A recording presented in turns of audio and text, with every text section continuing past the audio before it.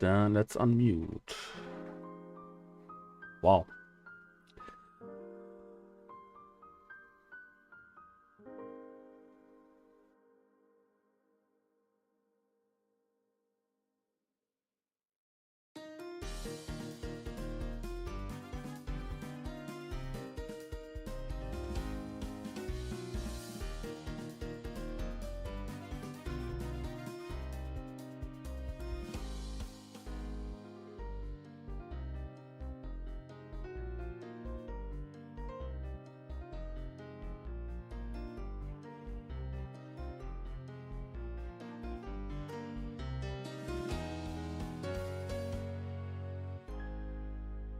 Ich unmute mich mal. Let's see.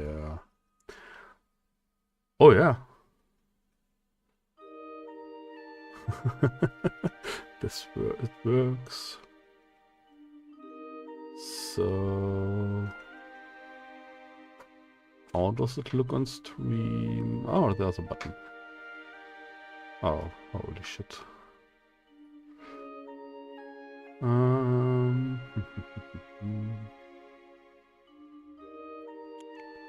Oh, yeah, that's nice. All right. Dann starte ich mal, oder? Ja, danke.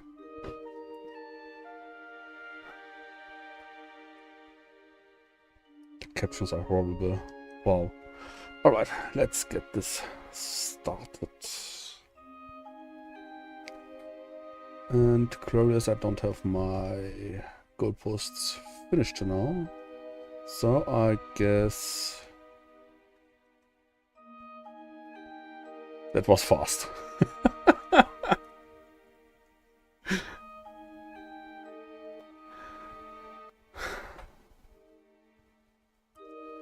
That's a quick one.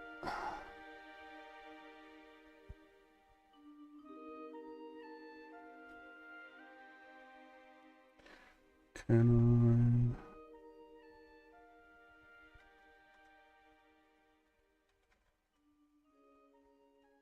I... All right, let's see. I accidentally... No, that's fine.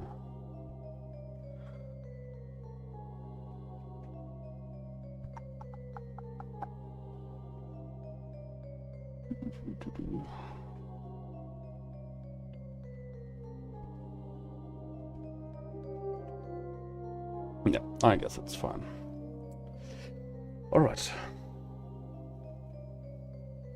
And let's get this started. It annoys me. Holy shit. So, here we got.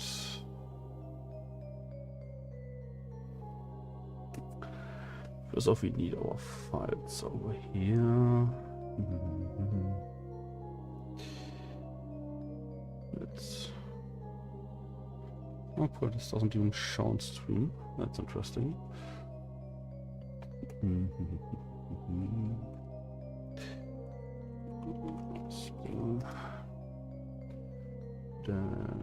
we need another folder. I'm not sure. This one is part of this one, like this, yes. All right.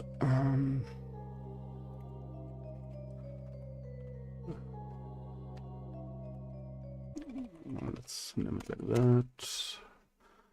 Master and then great.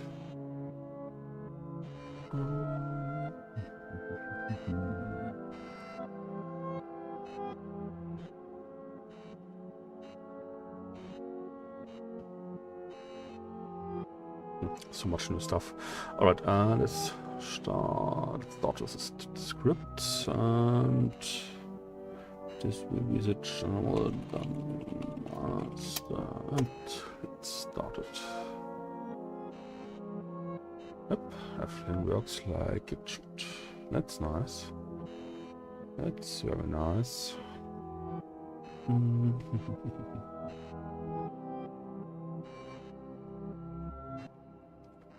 What I just want to check on this side is the following, like this. And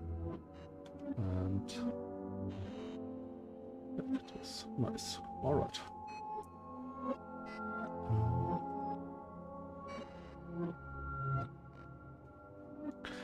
Great. Everything works like it should. So do I need a start and update? I don't need them right now. I think so at least.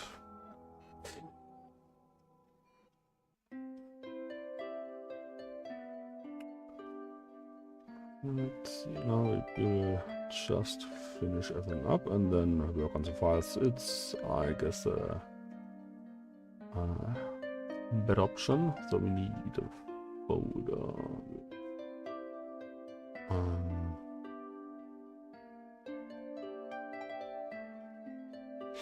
I guess I don't need this part to be that.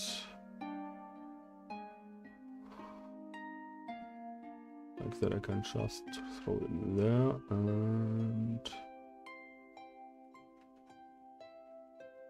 yeah. Remove this one. Then we have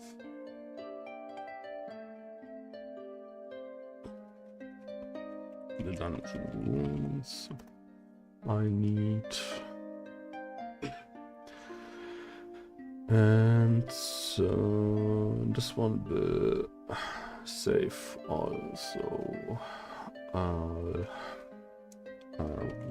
dungeon items.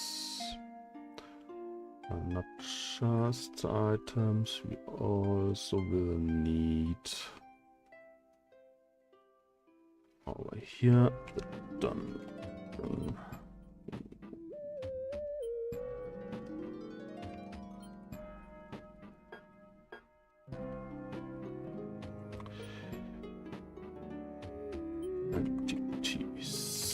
Alright.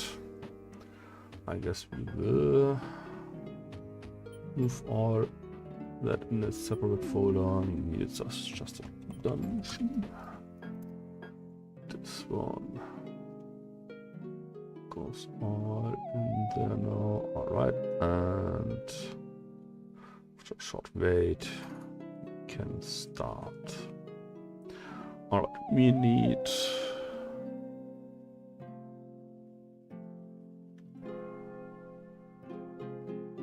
I want to change my overview. Alright. Game logic dungeon. There we go. We have all the items.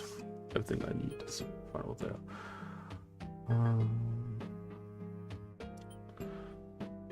Let's get to the dungeon rooms and clean up this file. Also, I need to clean up this file, and this file needs to be cleaned up. All right.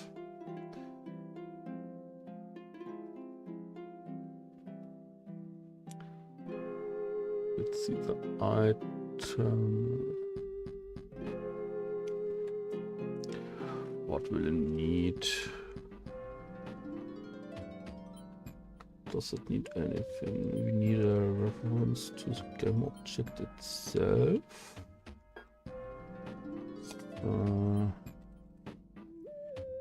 We start as we know with private properties, and if we need them to change to public, we will do that. But for now, it's an item. Then the item doesn't need a connection to its room, does it? No, not really. Should be fine if it doesn't have a reference to its own room.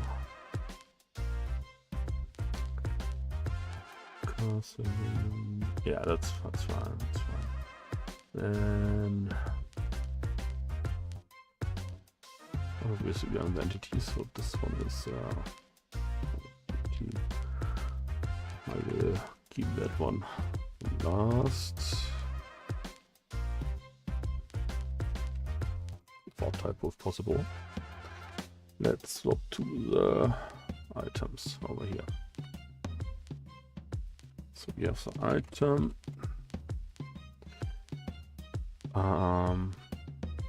What does the item consists of?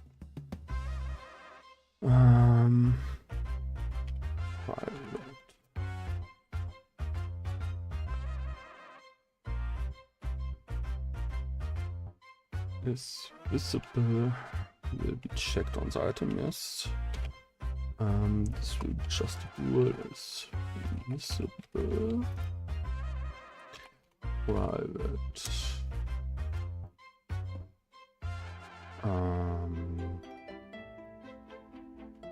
Int is fine for that. Needed. Such private. And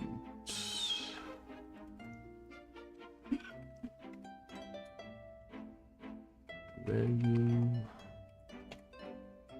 is important. The type will be important. This will be just added over here.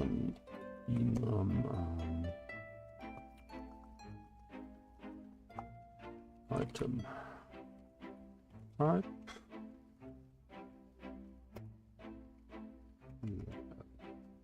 Button there. We just default to none for now. We go for item type. What will we need else? We have the value of the type, the item itself, so we get the transforms.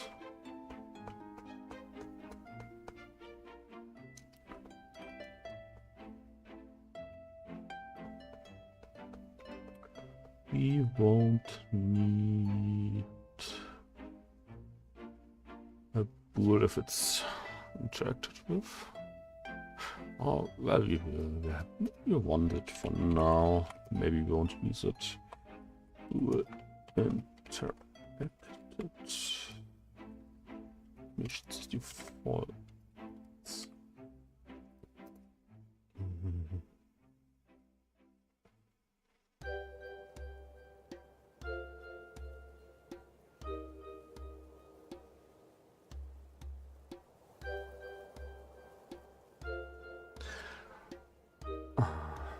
We need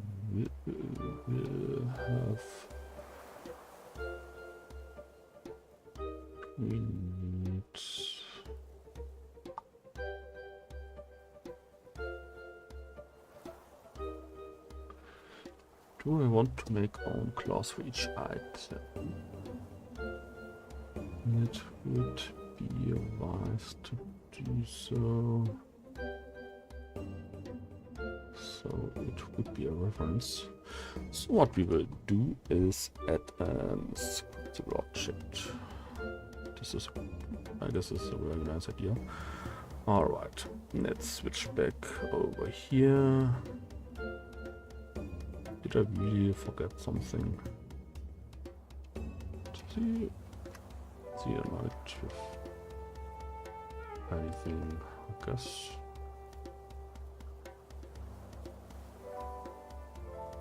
Yeah, that's fine. Just forgot to save. All right, I want.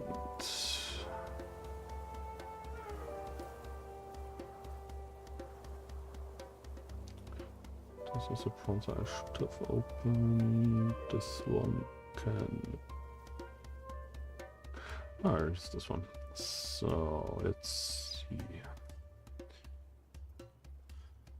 How was the code for that?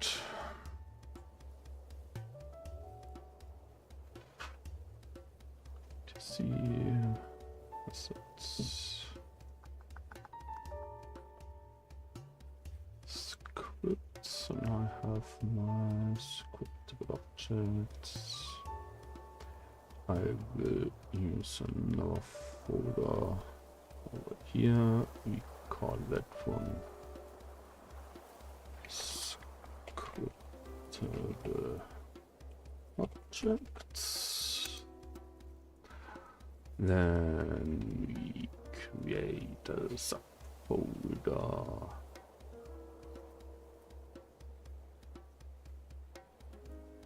for the dungeon itself, because also the dungeon is useful.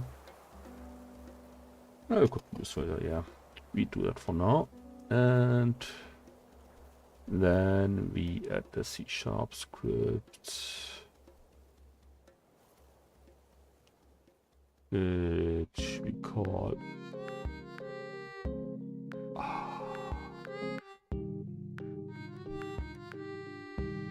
which we call item. That's fine.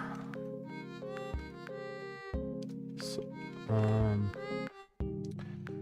dungeon item, I guess.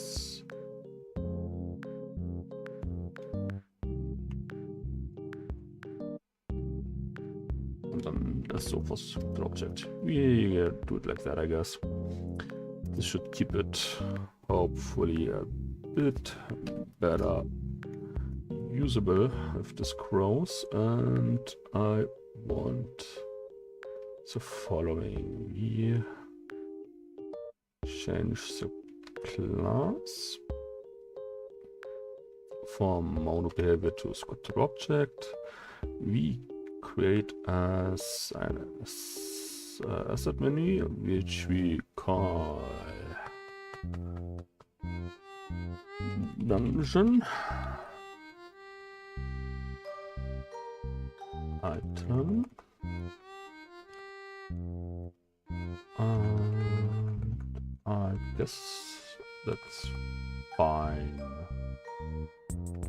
I want it on the. Let's go for first. Let's see, where does it end up? I want to create an item is over there.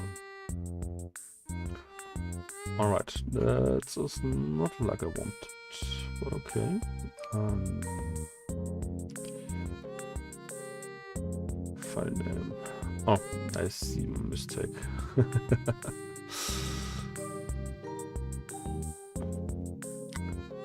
So, we have dungeon item.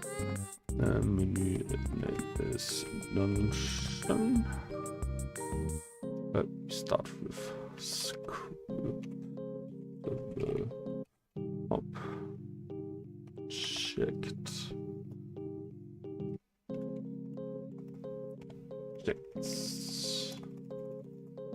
slash dungeon and slash item.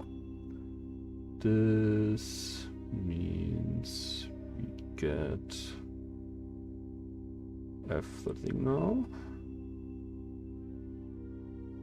Yeah, that's fine. I want to check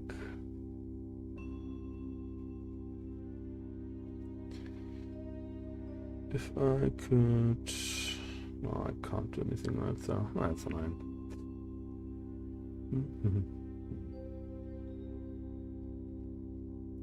Alright. Now we have the scriptable object. What does this scriptable object hold for us?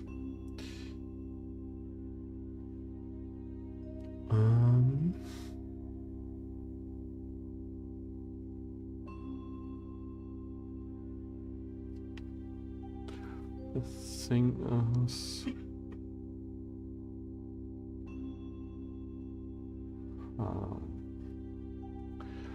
let's have a quick check if I can.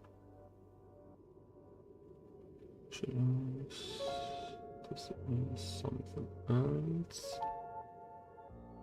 That's it. That's it. I guess I didn't implement it. That's a shame. What did I? I can't remember. Yeah, made it pretty simple. So I can't really use those.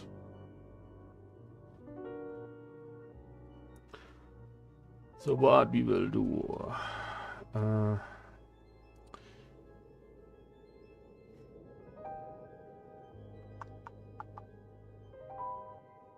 We go back to the items.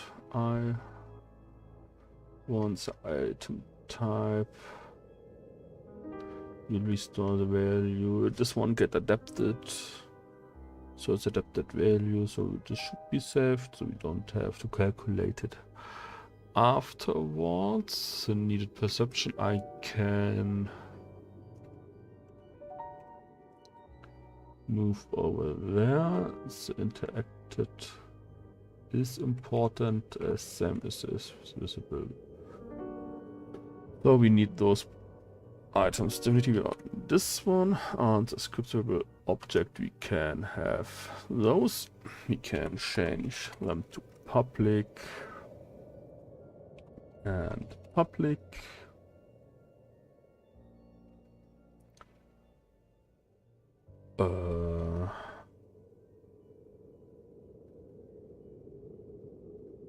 Oh yeah, I forgot. Dungeon item is so. Now, how did I use them exactly? I have to look that up. Let's over here, for example. Let's go over there and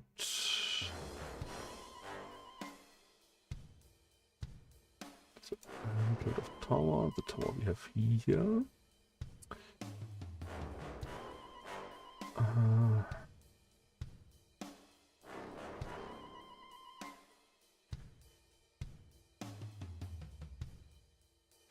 Yeah, I guess this sounds like a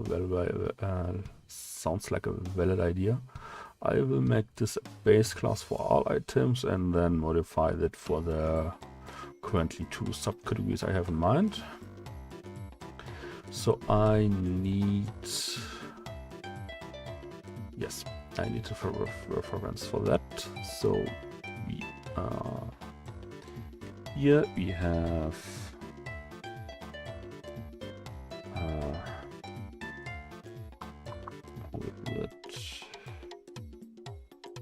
I need to set up from the instructor. So I need it public.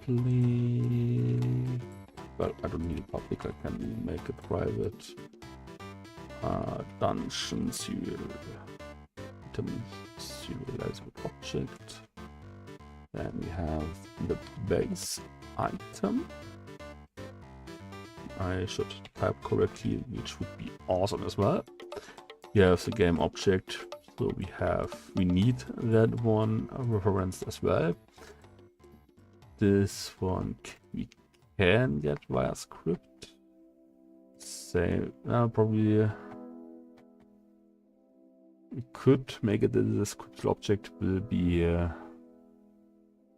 handled via the spawn mechanic too, which isn't even a bad idea. Yes. Then we have the visible and the interacted value. We have the value itself. We change it to modified value. So over there we have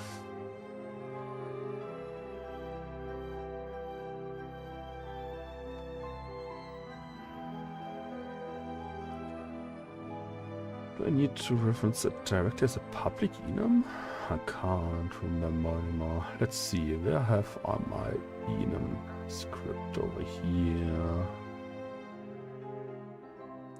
It should be in a fuzz enum collection. Oh yeah, it needs to be public. I guess I will add it directly over here too, because I assume I will use a lot of those as well. So we have global game logic, we have dungeon. I will create a folder, call it systems, I guess. Yeah, that's fine. Then I will add C# script and call it enum collection over here. Yes, and we can open that one. And this stupid solution explorer keeps resetting. That's so annoying. Can't I save it?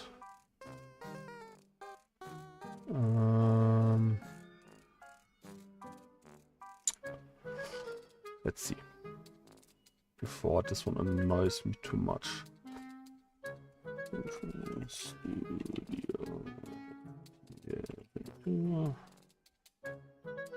Solution explorer save view. No. Keeps resetting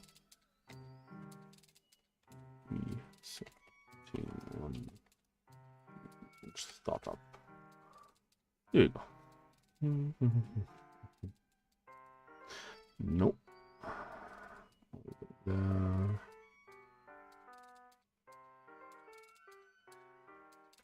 No.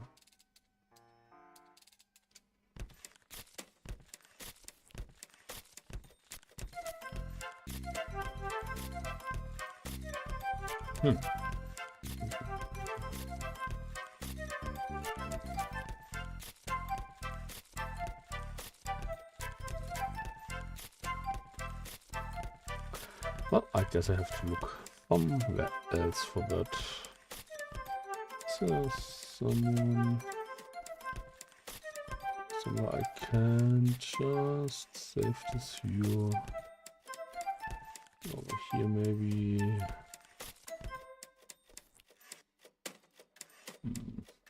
Doesn't look like that.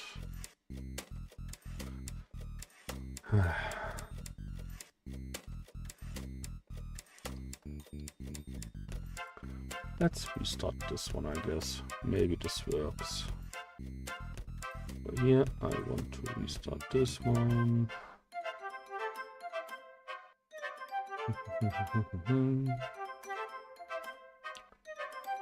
And it's again.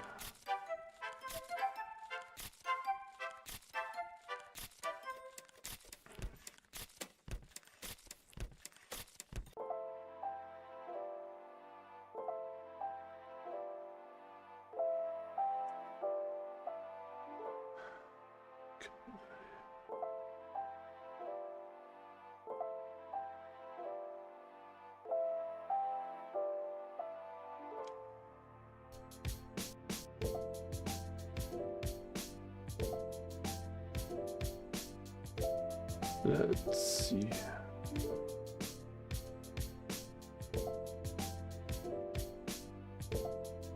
I want this one active. That sounds good. Alright. Alright, so now we are in the enum collection. I don't need that, and I probably don't need the class, right? Yeah, I just need the empty file. Everything can go. So we open the items where we have the enum temporarily created. We just cut it out. And over there. This one needs to be public now. Enum, and this one needs to be called dungeon item type, because there will be our items, and well, at least enums for our items. So this should be fine. We need that in the scriptable object for the dungeon item changed as well. Here we go. Alright, so we have the type, we have the new perception. Should this one be adaptable? We will see about that.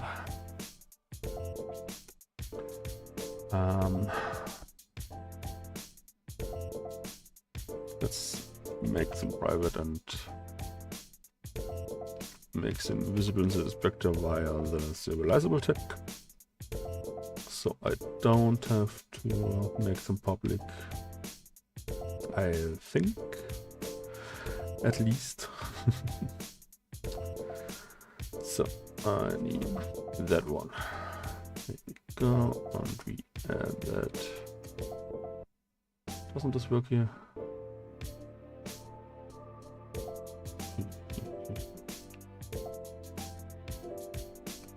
Doesn't look like that. Nah. Let's wait. Where on this declaration type? Closed work. Oh, I see. All right.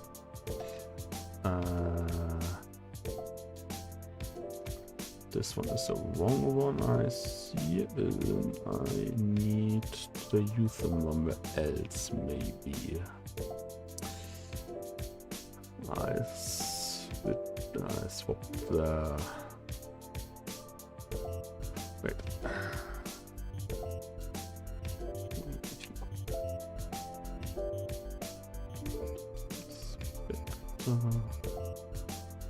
I think I just swapped up the keyboard for that.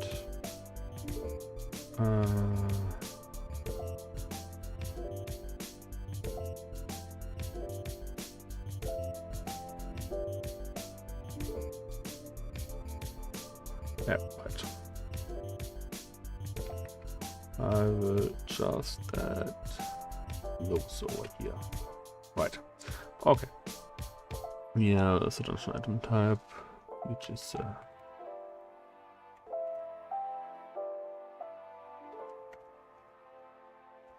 how will we call it? Type. I mean, this is a type. That's right. We don't get the series. So we need the next field, which will be the integer for space value. Or will I not use floats for that? No, I don't think so. I guess integers will be alright for that. Alright. Next field will be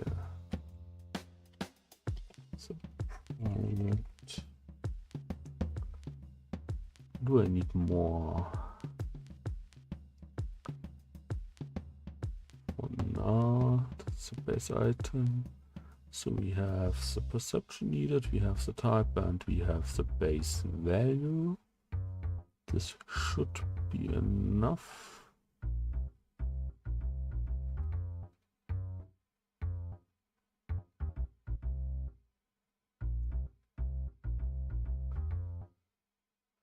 Or will I handle the chances as well?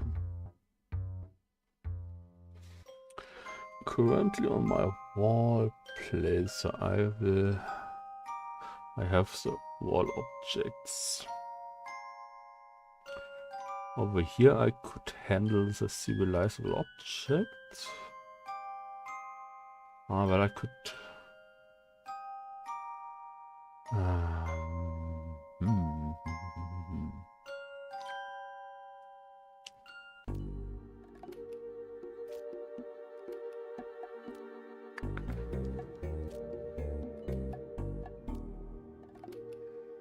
let's think about that.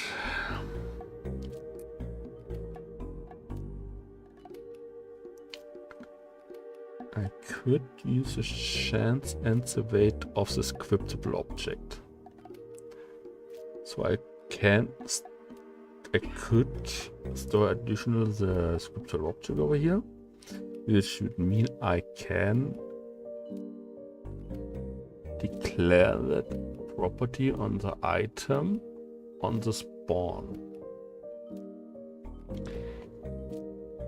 So yeah, that sounds like a nice idea. Yeah, we will do it like that.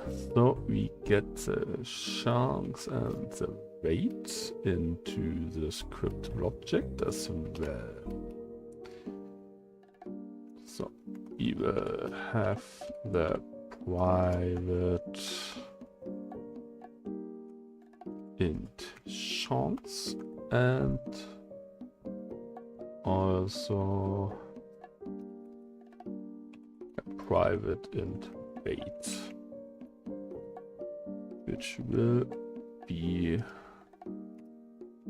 a serializable field as well. Alright. This looks like all I need for here. Then we have the item, which has a base item, which is a scriptable object, which we will need a public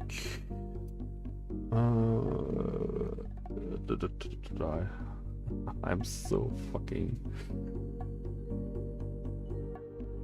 rusty in this one. So let's try not to write JavaScript and write proper C#. Because I have JavaScript in my head right now, and that's bad. Alright. That's all I wanted to need. So I have a public void, as we call it, spawn. We will get variables handed by it. Spawn should be capitalized. So what do we need? We need one game object, which will be the item, and we will need the scriptable object, which will be the base item.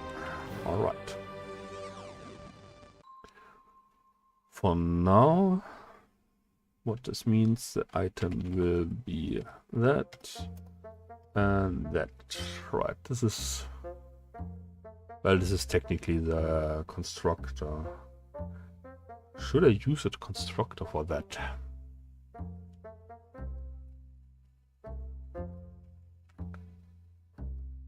Technically speaking, yeah, that's the fine idea.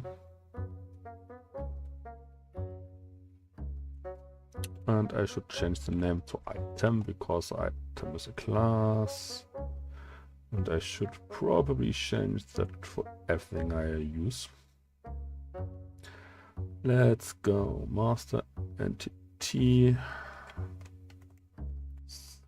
God bless it, I didn't use any of those scripts yet, so I can change them on a laser like that. Dungeon room, entity and item. Yes, those are supposed to be the classes. I still don't know why Visual Studio is such a bitch right now. I have to check that out tomorrow definitely. But yeah. So you're in the dungeon room. I don't want a fucking Solution Explorer like that. I want just to view my folder. We have dungeon room over here. We have the entity over here. And the item we already changed. That's correct. Then the next part will be to use a constructor instead of a void. And how did that work in C# again? I have to look that up. Great. The good thing, I have everything used before, so I just have to check my old files, which would be that. This is just, I'd remove the void because I have a property. This one was the wrong fenster, so I remove the void, and the function name will be the class name. Here we go. So we have a constructor. So when we create a new dungeon room item, we need the item and the base item handed to it, otherwise we can't even create this item. And with that we even have a reference to the class.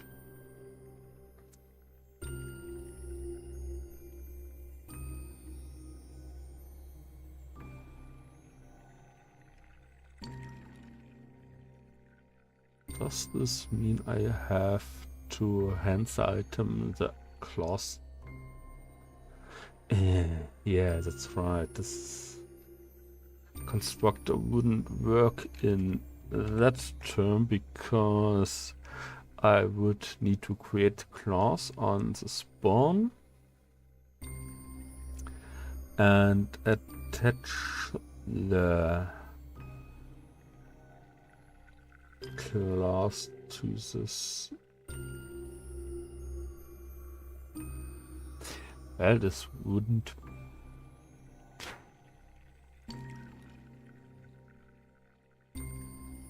be an issue, right?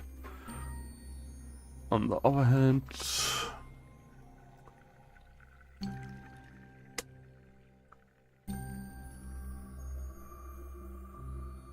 where will the spawn happen? The spawn will happen on the wall spawner. I will change the script into the room. The room will handle all its own spawns. And the items will be configured around the spawners. I need the spawners on the item itself, but those will be configured that the items they spawn will get the can create class. But on the other hand, if I will use child objects for the items for the two item categories, this won't work at all. This means I need the spawn, so I get the base item and the item referenced.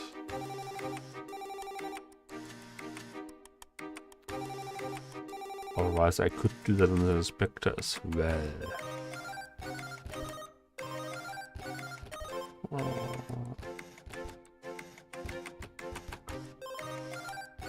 could do that on the inspector as well.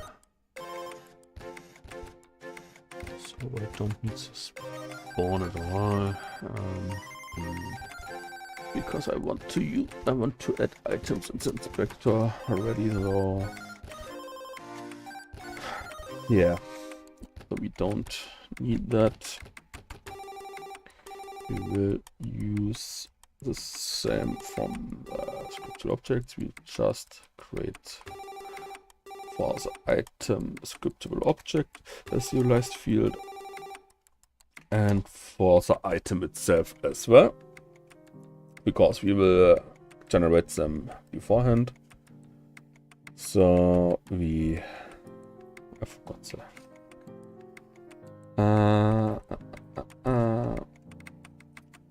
because I will craft the items like we have already with the torches. I will just make prefab, so this would be ideal if I have the items on already configured on everything itself. Let's see. Alright, I don't have crafted an item, I just have the connector nodes, which will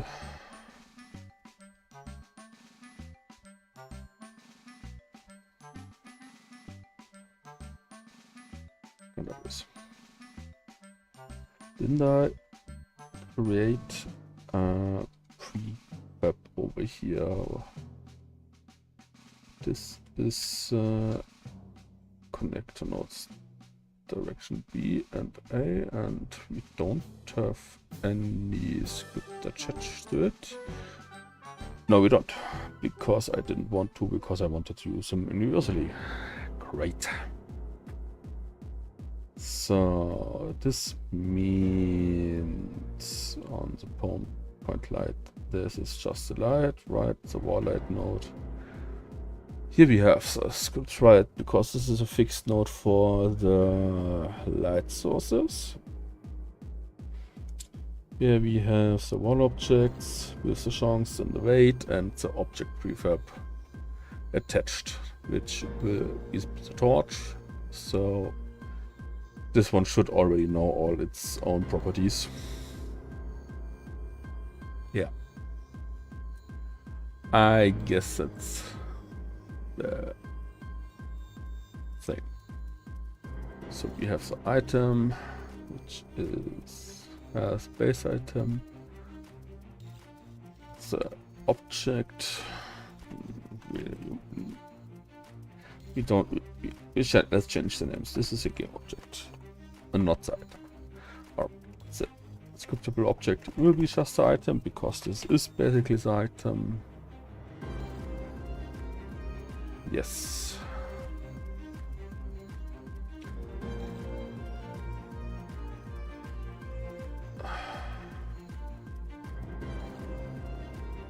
But I don't need the reference to the game object, because this does it by itself already. I forgot. Right. So we only need visibility, the interacted flag, and the modified value. This one will be handed over from the room. So we want still a public function. So when this item gets generated,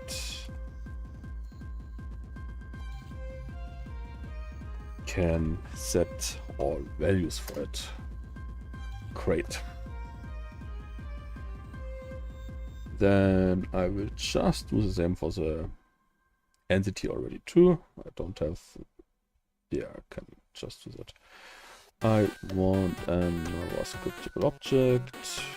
We will call it Dungeon entity scriptable object, which we will start as well. I think I just closed.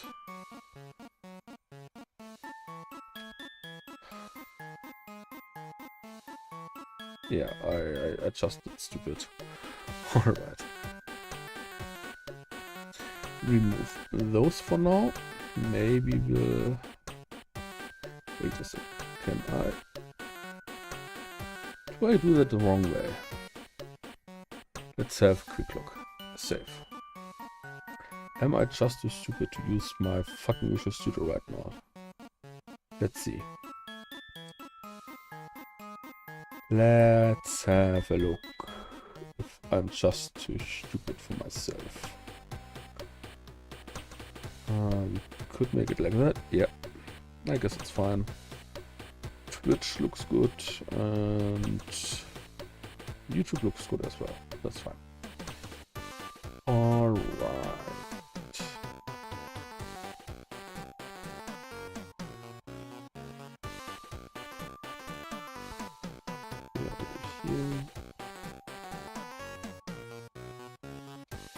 Great. Let's see. The dungeon entity,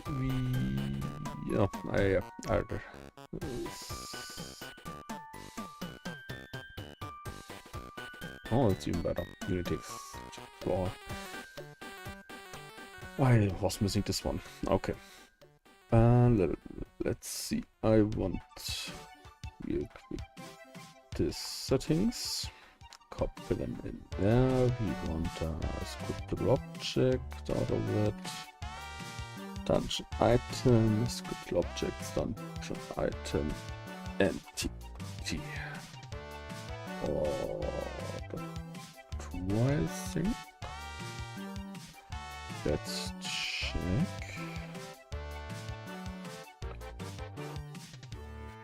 Yeah, that's fine. Good. what do we need over here?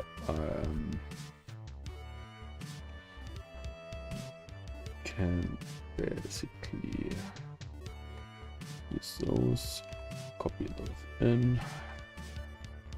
We get in the enum collection, we need another public enum. Function entity. And that's it. It doesn't need a type, I think. Just default it to normal for now.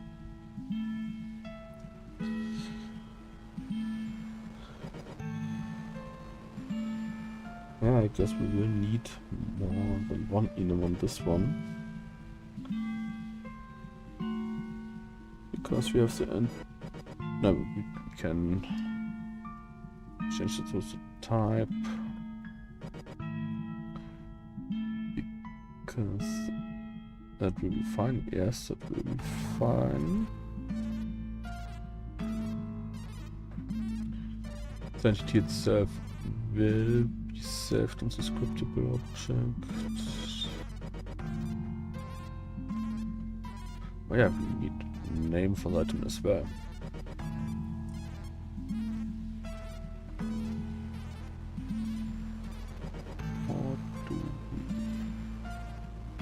The torch doesn't need a name because it won't be lootable.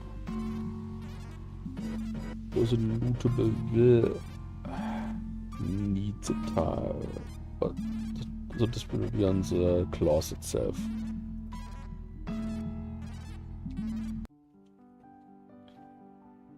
Alright. The entity.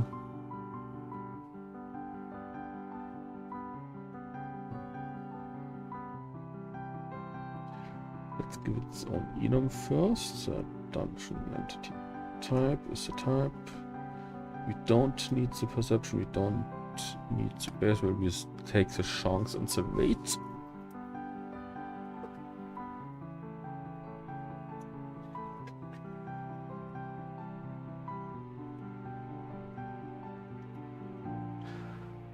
Then we need a name. Yeah, I guess we will need some name. This serializable field.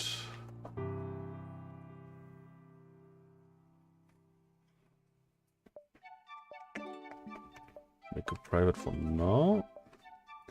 Spring, and we call it the entity itself.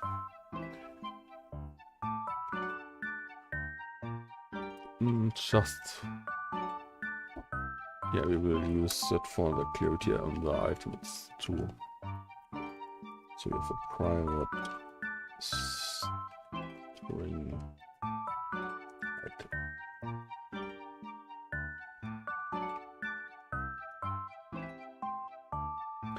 This means on the item says we want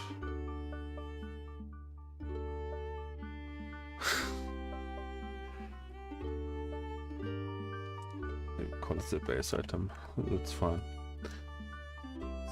So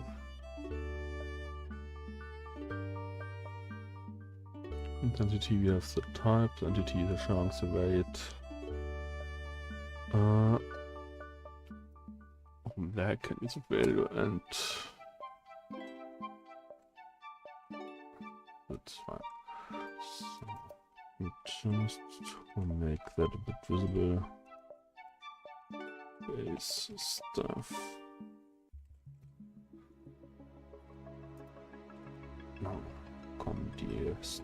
That's we want.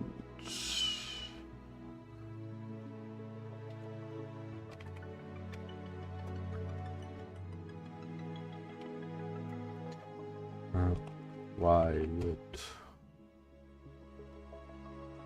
load. No, this we don't need. Int is a base health. We will use base armor.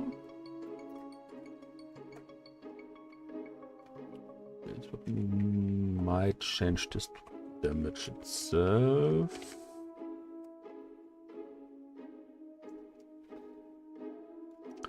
Then we get to the next enum. We want a general one, which is called the damage type. And we will also add one additional for armor type, which will for now be number 2. So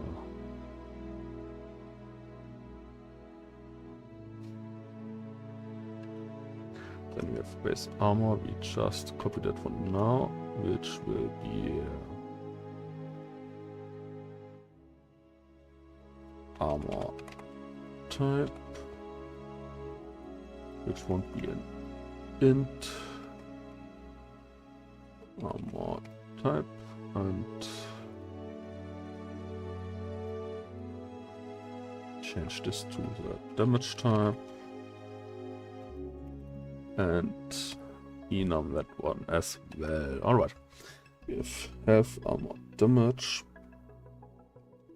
Will we use mana system? No, we don't think we use a mana system over here.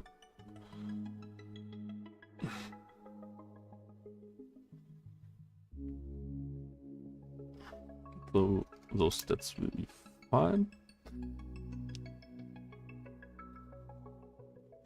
And then we just need private int base reward.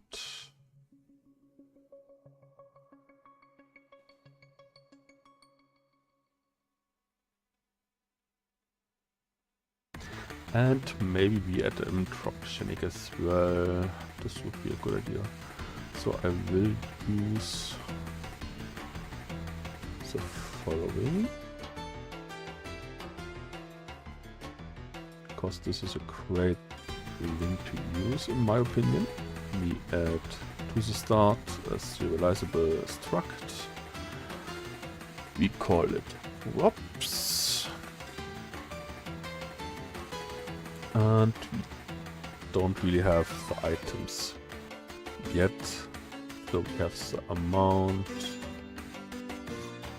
and we will add the chance.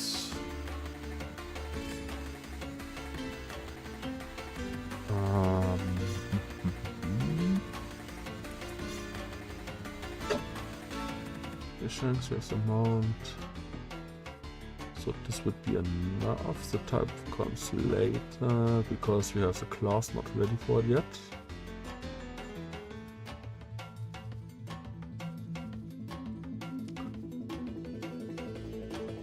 Yeah, that's fine. And make a private drops. I think I need to change this to array now. Oops.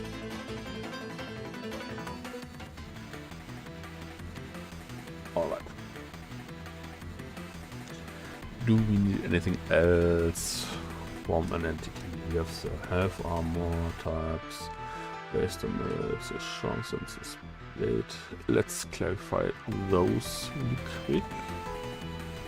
Spawn chance and spawn rate. So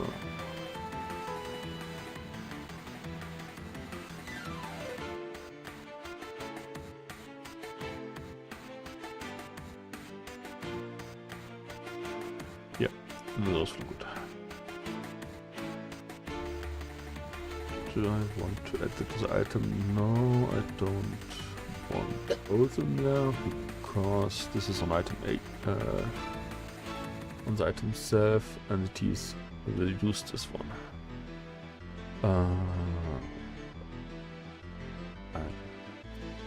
We need some movement as well. Private. Int. Base actions.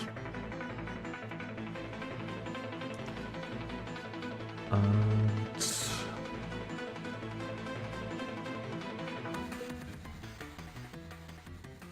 we will add placeholders already. Placeholder. We will add this. We add skills. Placeholder skills.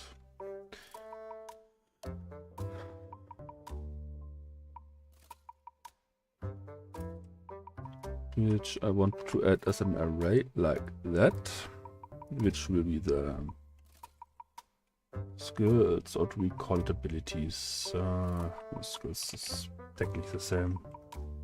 We have the chance is same as technically the use chance. Let's clarify that. Use chance. Chance. Let's do the same over here as well.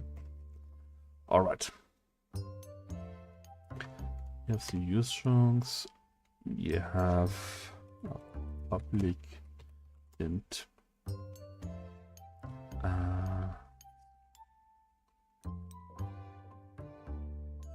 Do we want to have the cooldown adaptable based on the difficulty?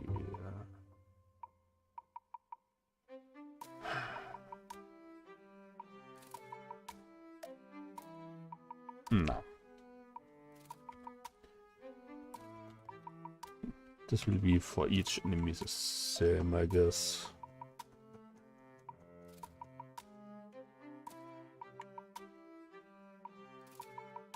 And changing that in the aftermath is probably bad. So yeah, we keep it like that. We will add a name. Public string, which will be name.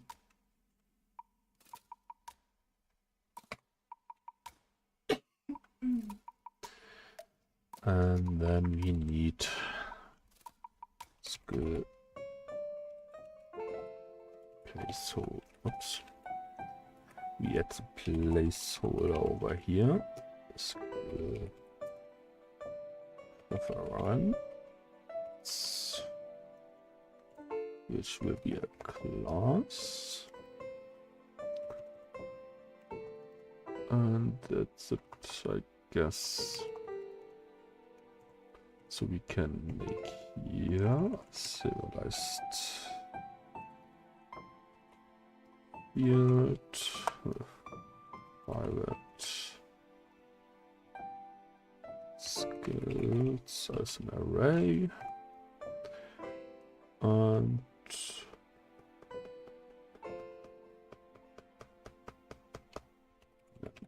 we call it skills.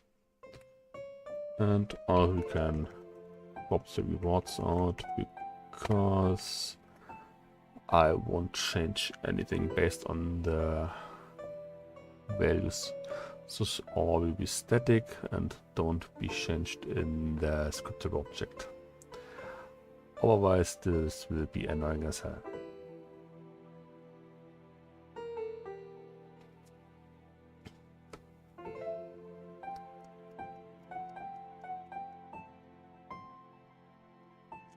Or do we? Let's have a quick think of what it should be. The base that's adapted during a runtime, during a one run. I don't think so.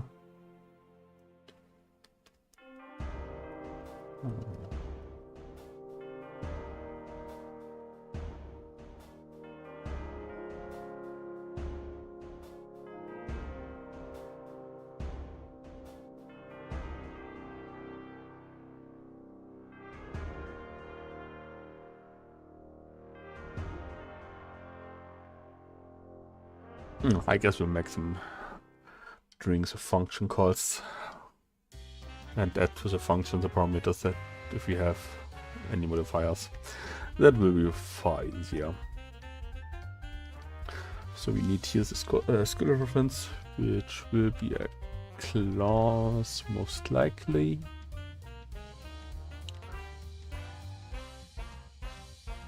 Or also an descriptor object.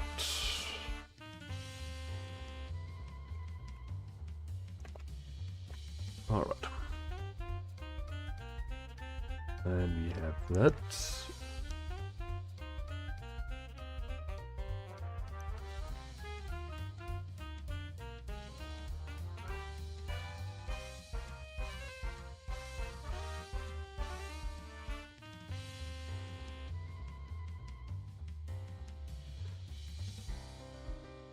Then we need the room itself.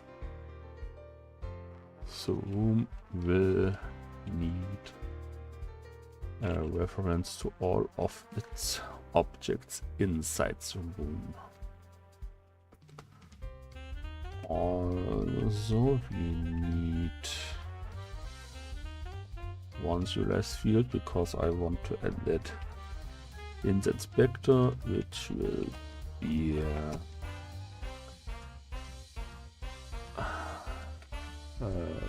another enum.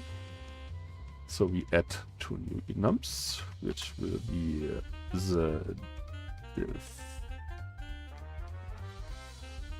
How is it written correctly? Difficulty and the reward.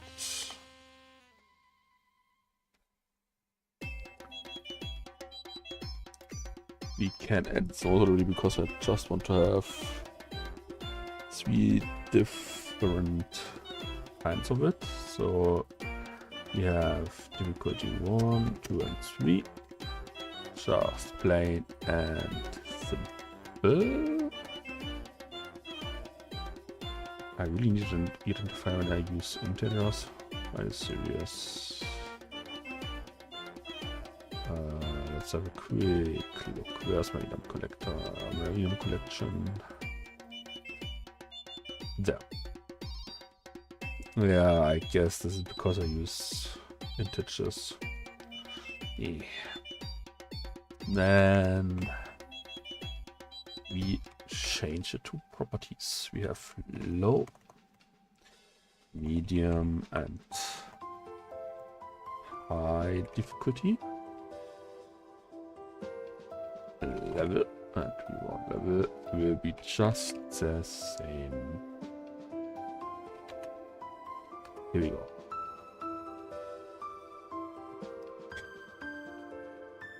Then we go back to the room. I want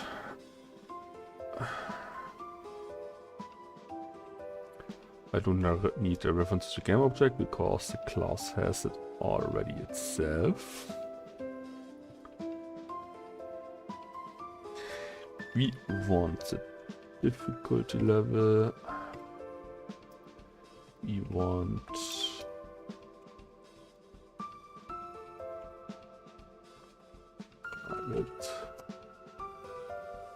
the reward level.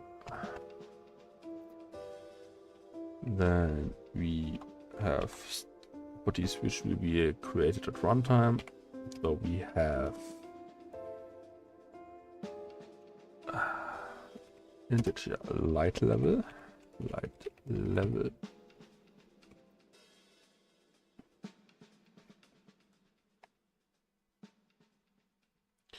We will need to arrays of objects, or do we just use one?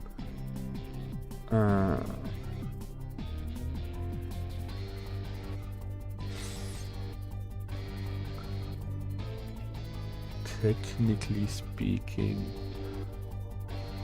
we can have the items and the entities in just one array because we just have true information about that and the connection to them. Do I want an array or dictionary? Object and clause. Reference, which...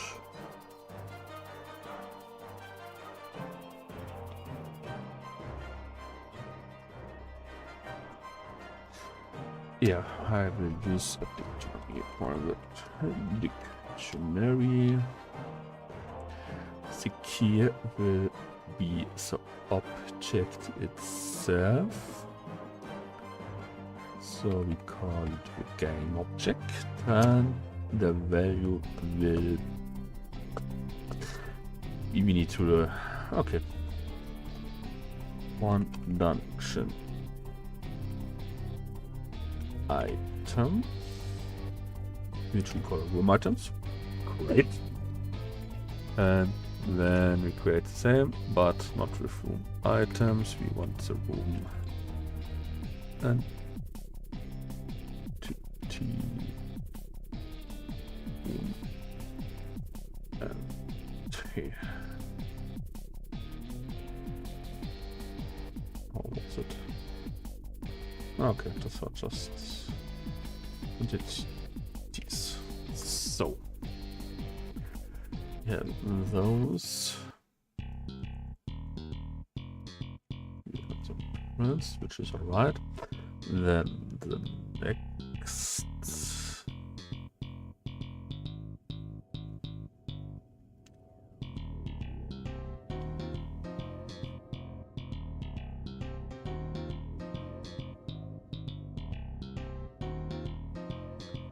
Do I want to use enough dictionary for that?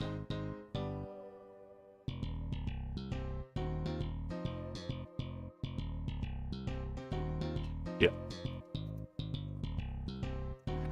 But... oh no, I can't use a dictionary for that. So I need a struct. Because dictionaries don't get...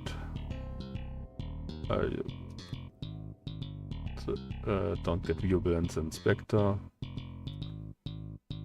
and I want to change those in the inspector, or set them in the inspector. So we have a spawner which has the game object attached. Wait. Yeah, it needs a game object attached to it, which has the spawner name itself.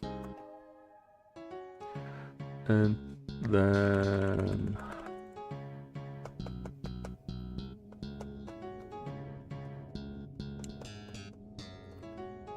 I want to change that anyway.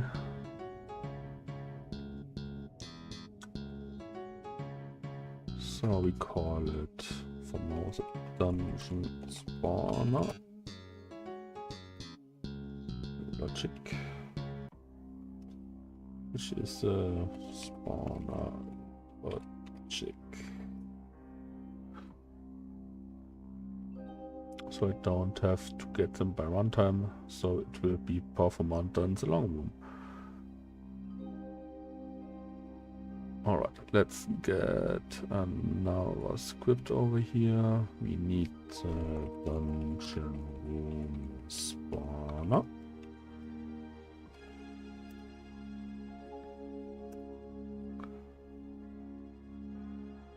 Here we go. We will remove those for now. And with that I can... yes, great. And we have an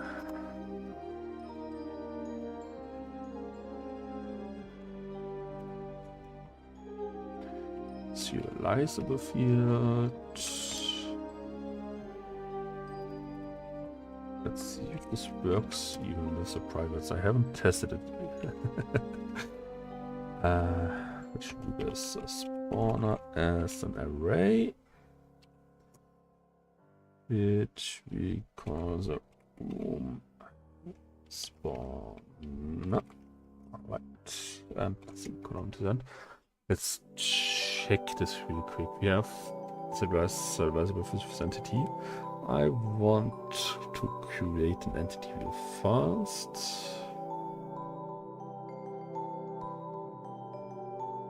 Yeah, okay, that works. Then we can delete it. Again, yes. That's great. Then we have the room. We only have the environments to all the spawners we will be adding to the room. We have the spawn logic attached to it as well, so we can call the spawning from the room mode, which will be needed.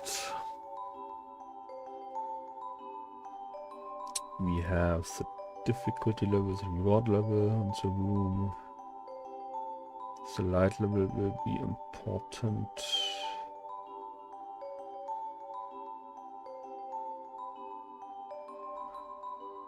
We have the dictionaries of items and entities as well. Do we add a visited flag? Yes. Private will visited, which will be default to false.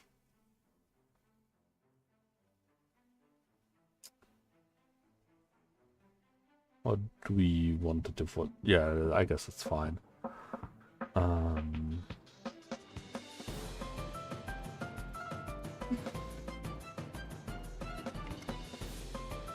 Yeah, I guess it's a little fine.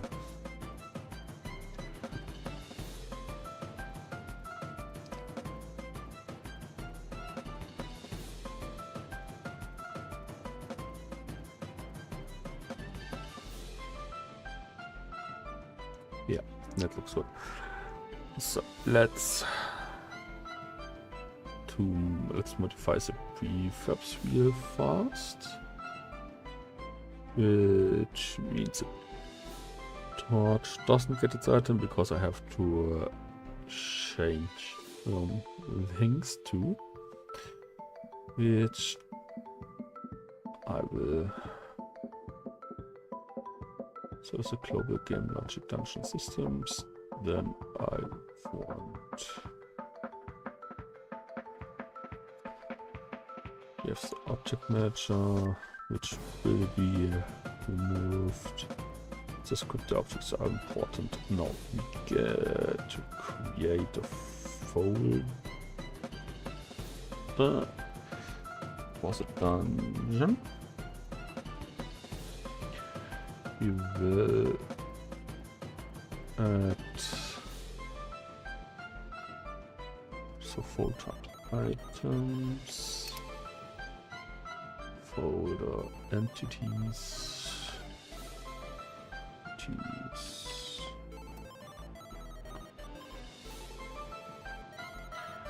that's it. I will create its own scriptable objects folder separately, right?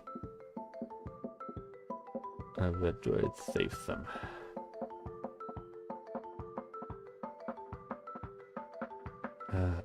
There I have. Alright, let's add under the assets in folder, which will be called scriptable objects. Here, create the same here, I guess, for the dungeon, and then items and entities again. On the items we can create the first scriptable object, which would be the torch. We don't need a perception for that. I guess we can remove that from the scriptable object because this is an item thing and it isn't relevant to the torch. So this one goes away. Then we will add the enum to the dungeon item torch.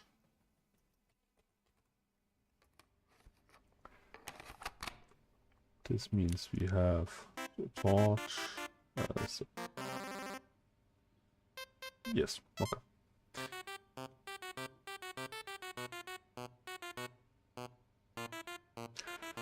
We have a base value, which isn't relevant for the torch as well, but I will keep it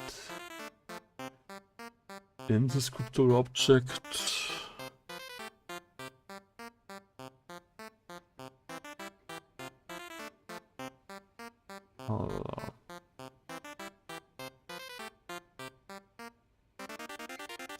Well, let's call it back. We have that one saved. We will keep the needed perception over here, so I can change those globally for all items.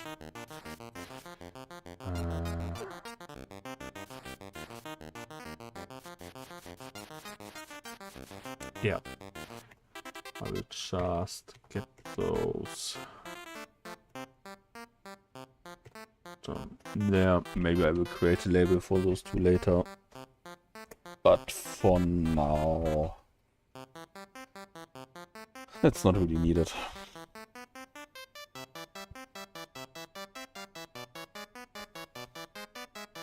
Oh, yeah, let's do it directly. Otherwise I will forget it and not add it.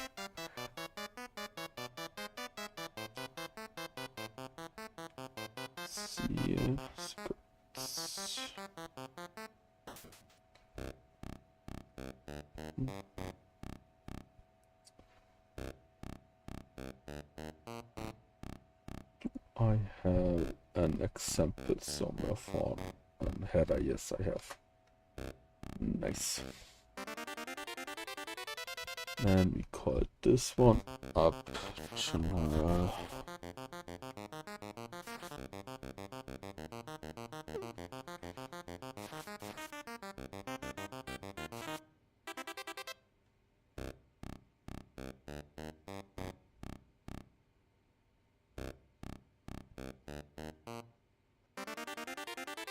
Make base chunks and weight out of it.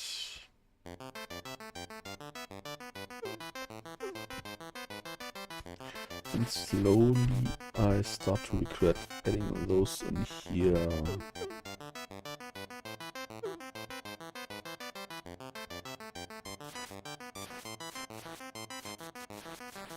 I guess it's fine. I guess it's fine, we can keep it. So we have a base chunks, we will use percentage into up to 100, so we have for now a test of 75% with a weight of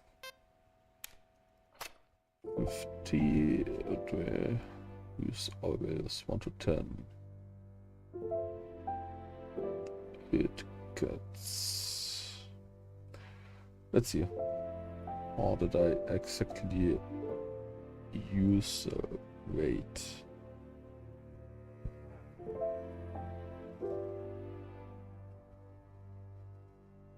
Yeah, I can use small numbers with that. Let's say we have a weight of 5. I guess we can remove that from the base.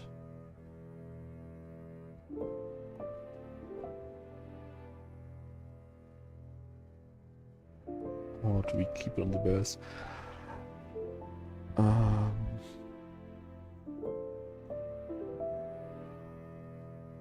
No, I guess the rate will be fixed and the chance will be modified based on the room later on.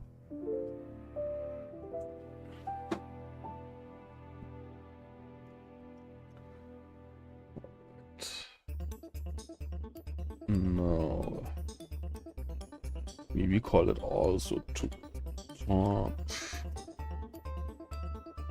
So, add torch type, torch base chance and weight is 5. Optional base value, don't need that. Which means if we go to the prefab to the torch itself, we use the parent at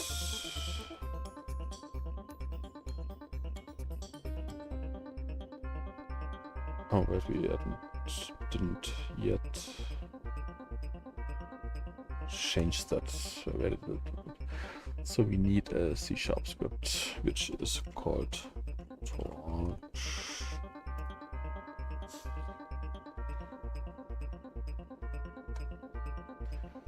And then let's see, do I have the same issue over here? Yes, I can't do that, however I have that. Remove. So the torch will be a child of the dungeon room item. We remove those two because we don't need it.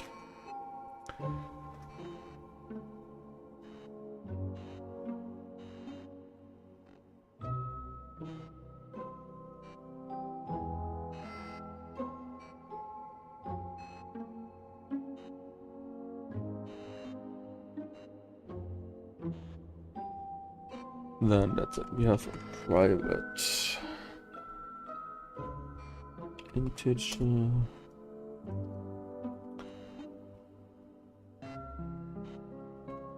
We'll call duration.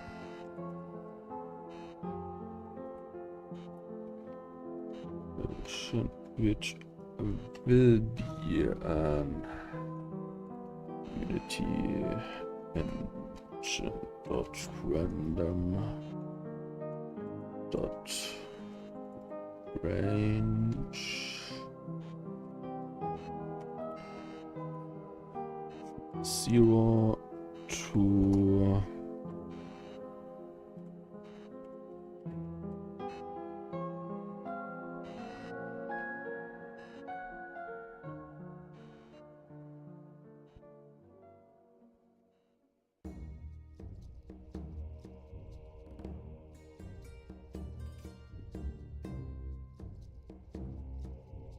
let's say for 10 for now.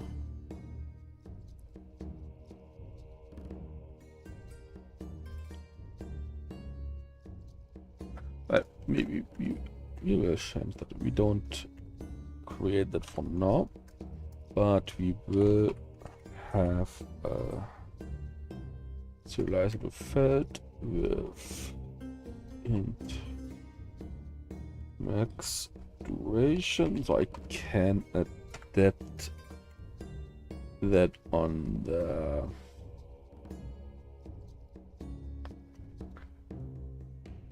spawn. We will have for now already an override.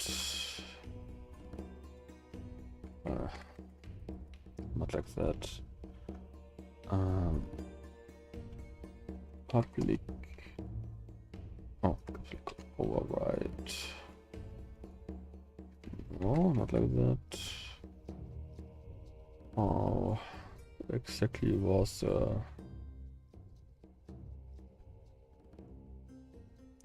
doch public over. Ah, okay. Override. Void.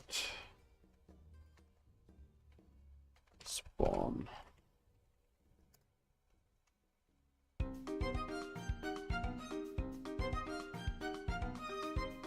And I have to change that to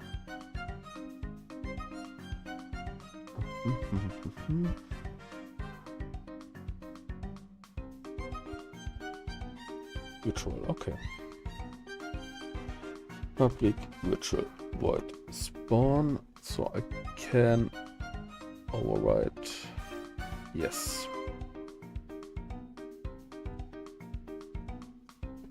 we will do the base spawn, and after that we set the duration is like unity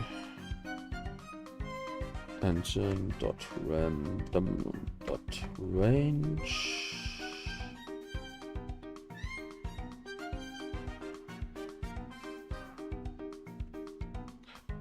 We start with 0 and max duration will be the max amount. Will want it inclusive, the max duration.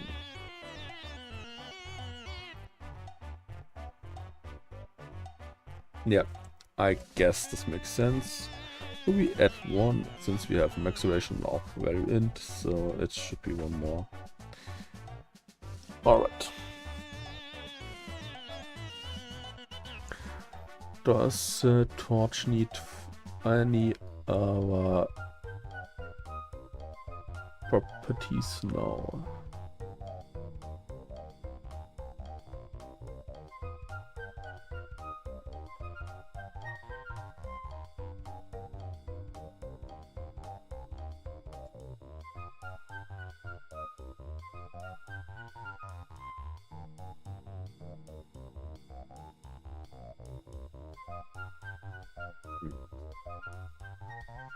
No, I guess that's fine like that. So we have just duration and max duration. The duration will be calculated based on the spawn and... Oh yeah, I just remembered I need another property which will be private. Will spawned in.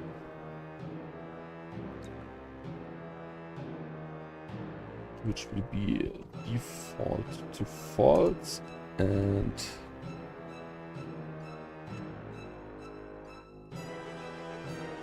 has been and a null which stands for triggered, which will be default false as well.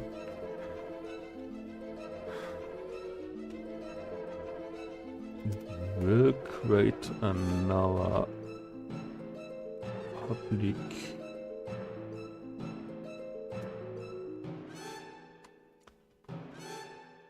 I don't need to spawn in. This is completely bonkers. We have a void trigger. I wanted my own trigger, please. Thank you very much. This will that trigger to true, and also will game object set active to true. That's very important.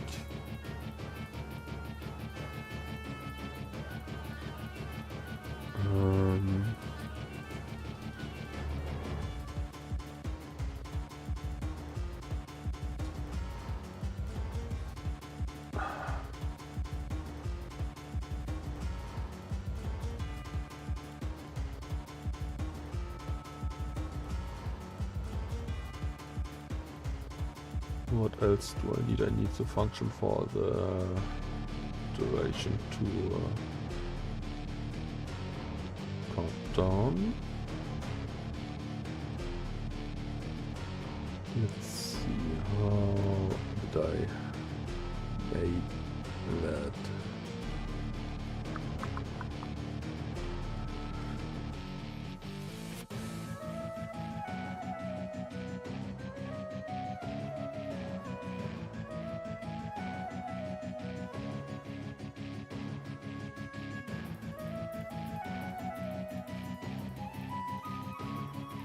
So, static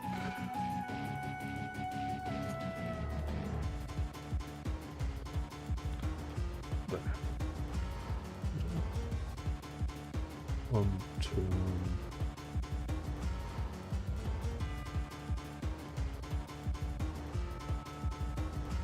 No. Don't have it over there on inventory change. No.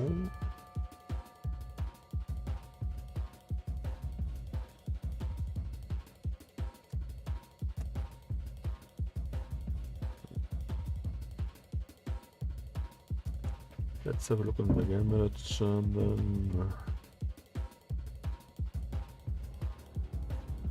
Filter, close me. No. Alright. Card manager, game start.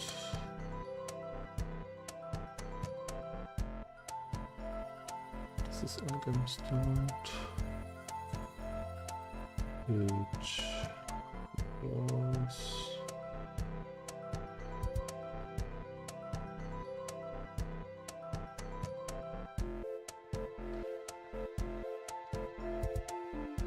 at least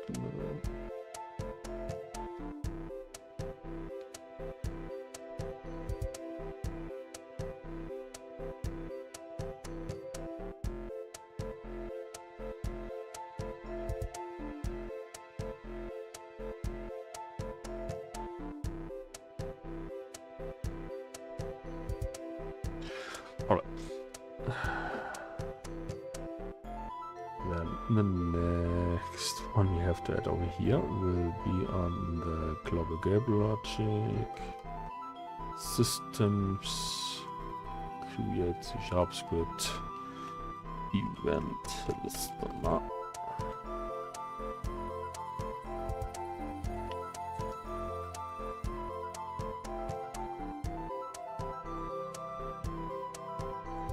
We call it event system. Like that. We need on this one.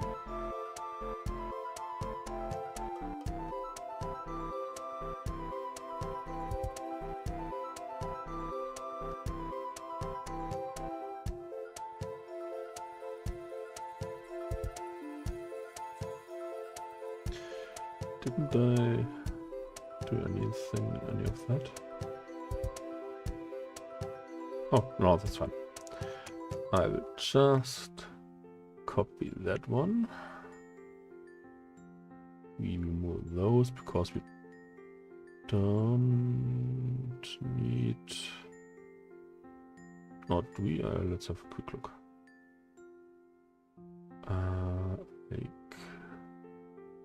No, that's fine. That's fine, complete fine. Alright, we have a Unity event on... We call it on room enter and on room exit,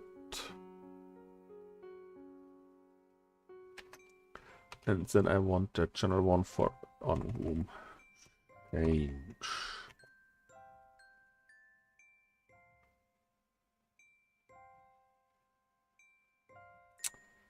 So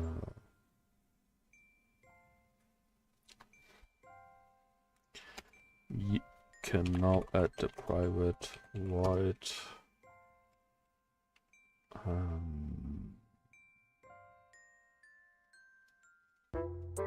We call it, I will call it simply cost countdown.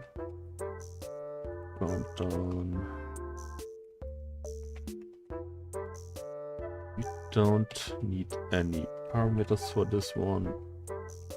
And what if duration is, just don't want it written like that. If 0 is smaller than duration, then we do stuff.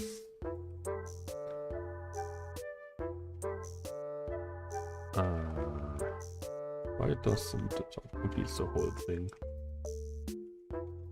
So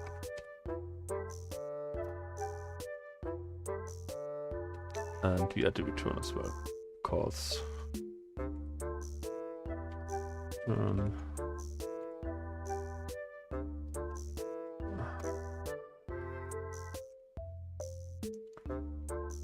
next I wanted on return. This one is for there you go. This was easier to find. We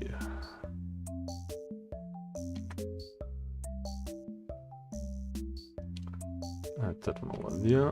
So we have event.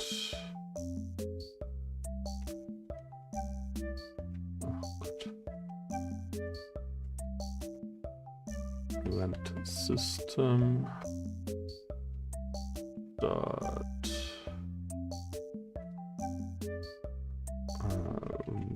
one room change dot add listener, and we want countdown to add that. Then if it's 0, we want to remove listener.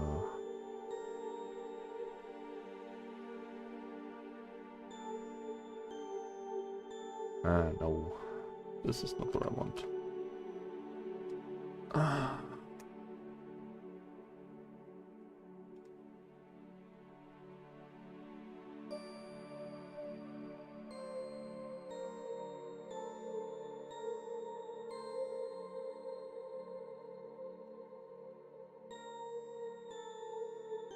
Oh, that's it. Let's have a quick look. Unity.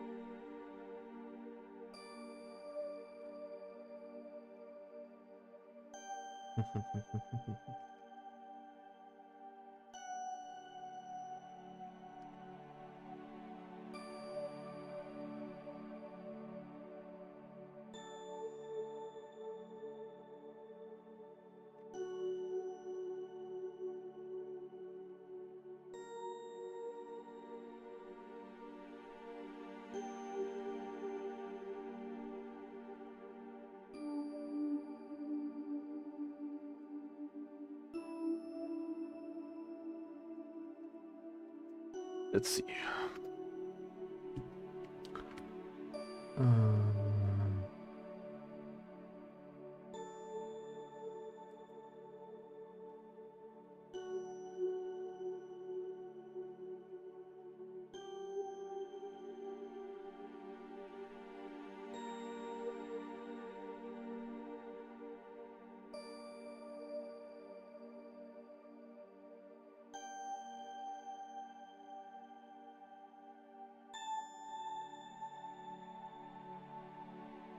I will just test it.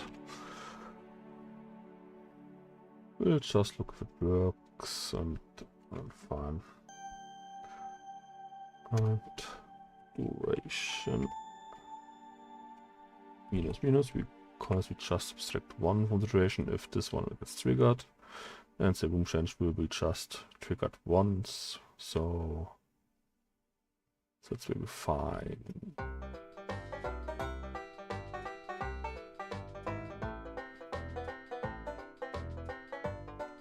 What I want to do then is set active to false for now. Nope. Later we will just remove the effect and that will be fine. This means I want another serialized field. Interesting, I have forgotten the private over here. I mean, it's included anyway. And we will have the game object from the fire, I guess. So I can say fire set active false, which means the torch will be placed and keep it placed, and yeah. Let's get back to the torch. We have the scriptable object items torch. We will add over here. We add the particle system for the fire over there. Add the max duration of, let's say, 5. Then the next, what I want to do real quick is add UI. I want a button with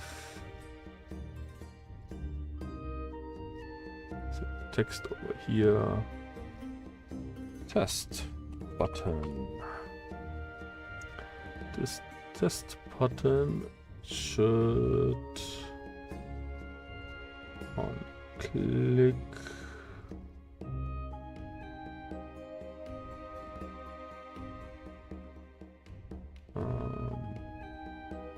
event system.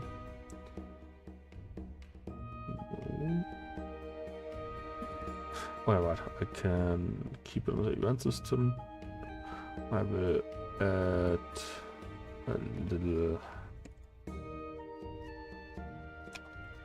test function over here, public void test room change, and this one will on room change dot evoke. That's it. Then we want our button to exactly run this function. If I remember how to do so.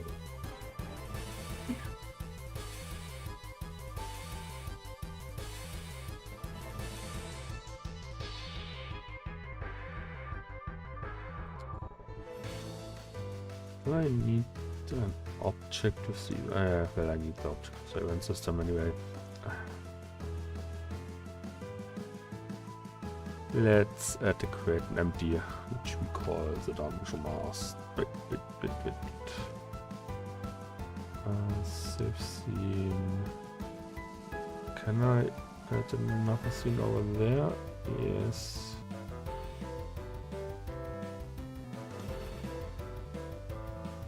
Which is empty, which is... Can I have that one static?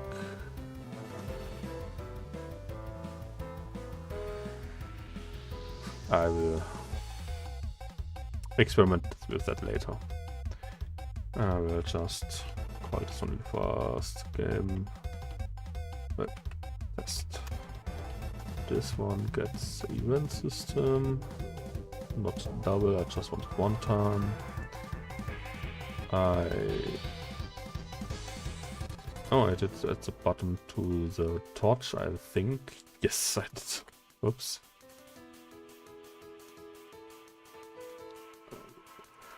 So we have UI, a button. I will just button, add an on-click event with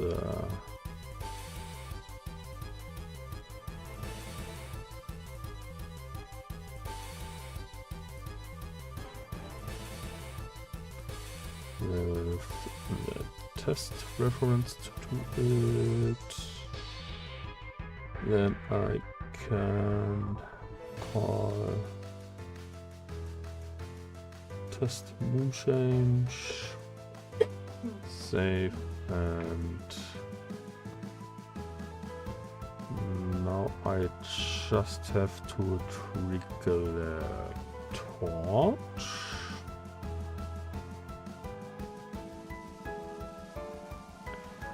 Which I will say I will just duplicate this button and move this up there.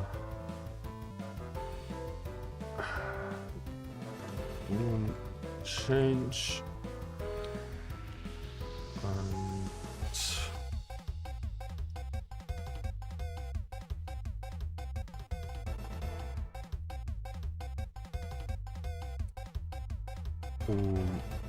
rigger. Oh no, I can't do that right now.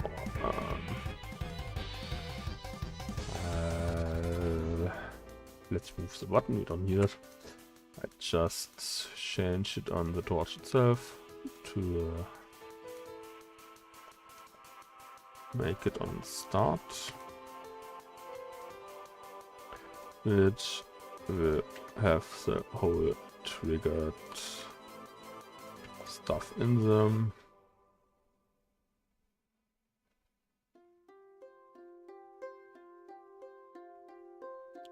And I just realized I don't really need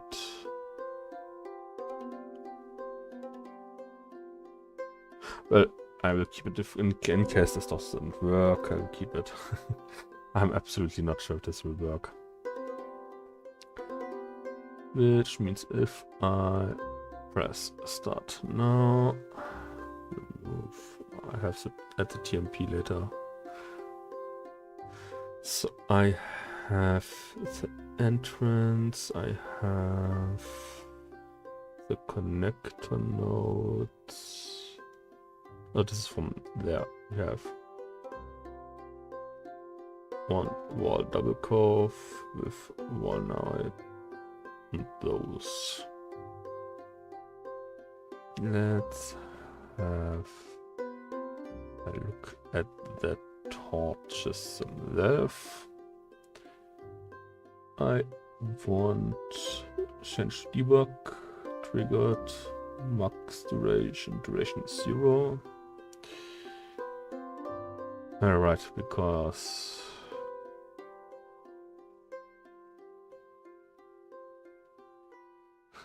oh wow, this works great. This really works awesome. Shit. Let's add that one for now. If 0 is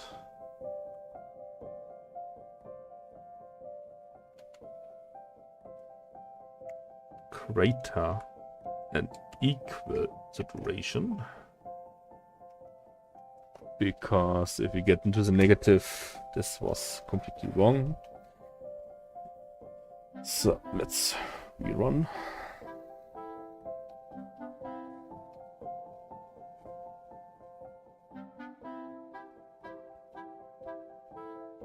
Add the TMP stuff so we can add buttons, because I forgot that.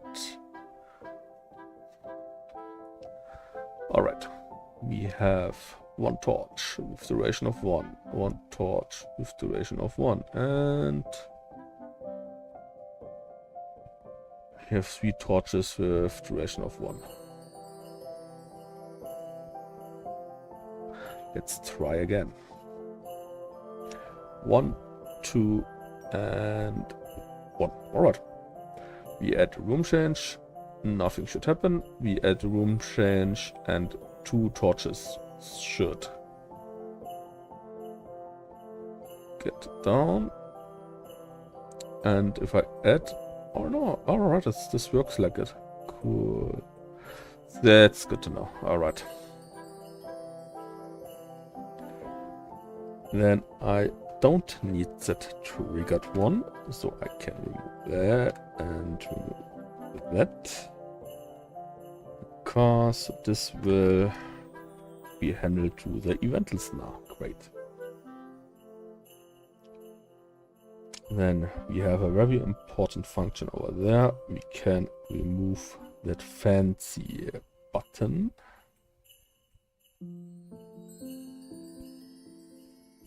Here we go. Then the next part will be the room. I will take the entrance and the global logic to the room over there. I want... Alright, I want to open the private like that. That's it. And then I add the room to the entrance over here.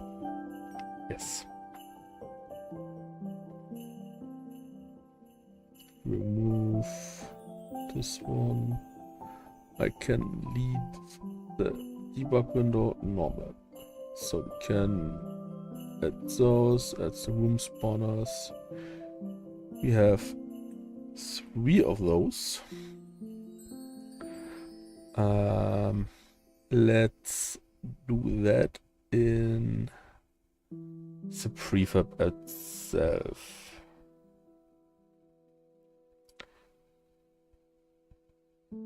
Let's see, we have our prefabs entrance. But we can make that for the floor as well. We can add the room here too.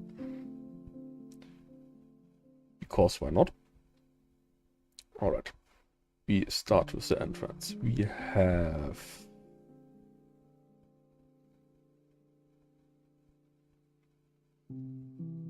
several light nodes. We have room spawners. We want 3 of them in here. This means we have the first one where we will... I can't attach this the logic like that. Oh, probably because it's a prefab. Oh shit.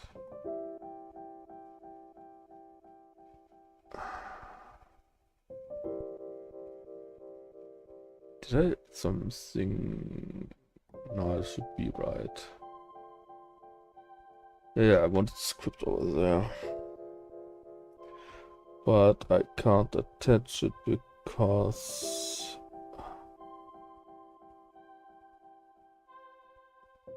it's a prefab and a prefab. This.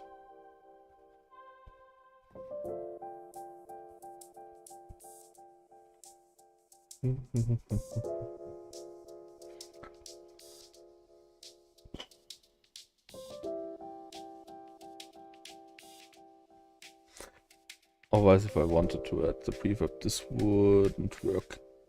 If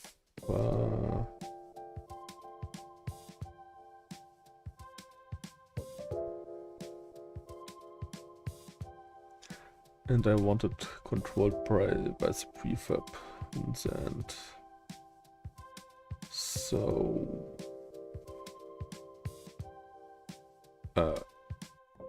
spawn logic.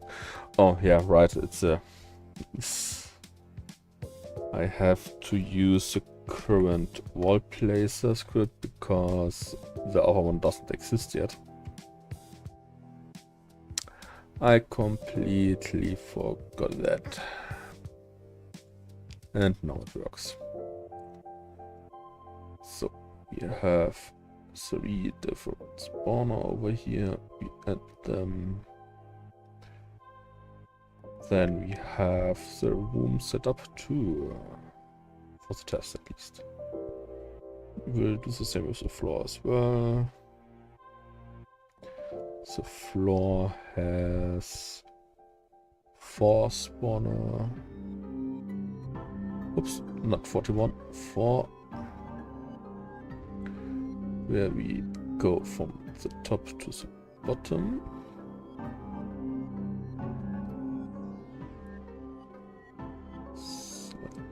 There.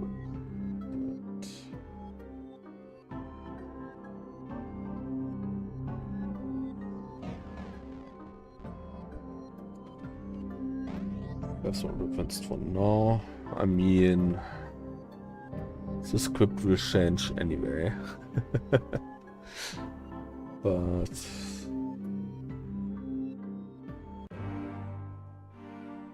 yeah, I can reset it later on. That's not the issue. So I want to remove the second part of the floor from the main scene.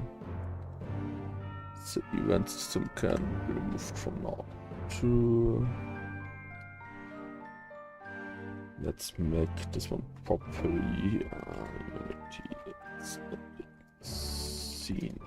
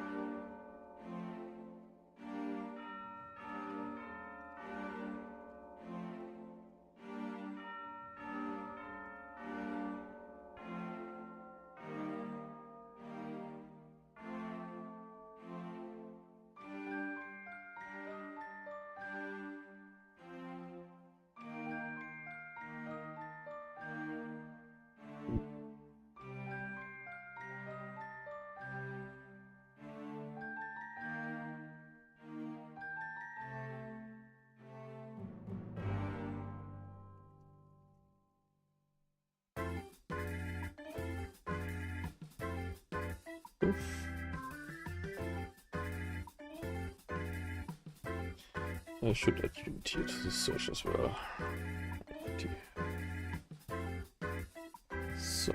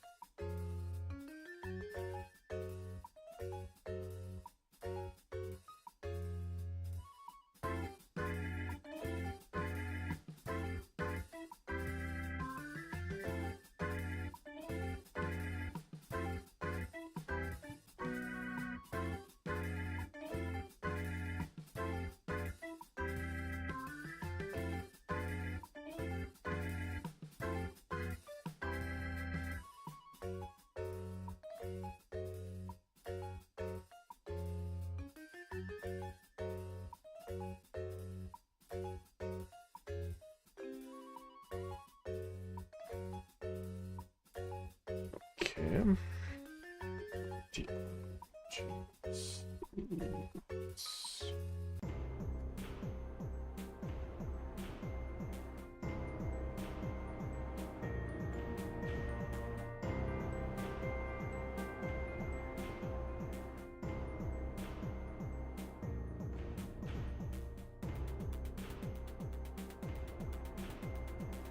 So.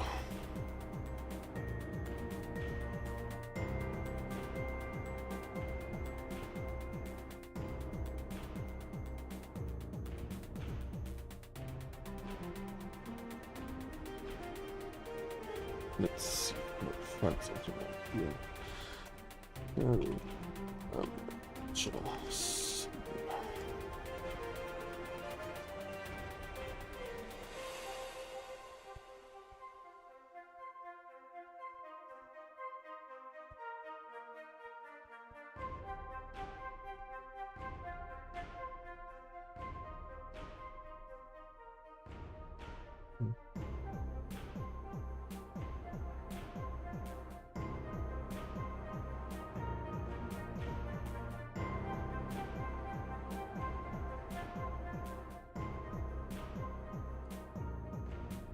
Where have I seen that before?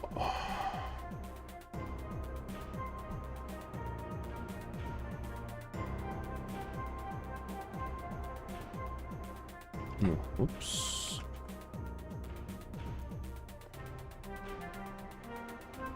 Alright, this was a cool one. Let's see. That one. I think here.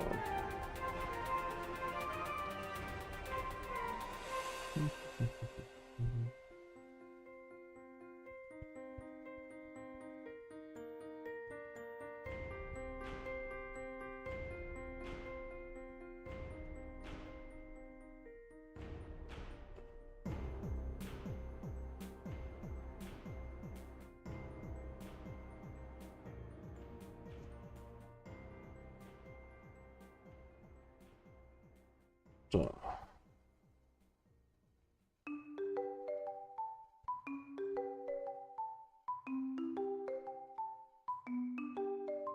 Global scene. Okay. Da bin ich.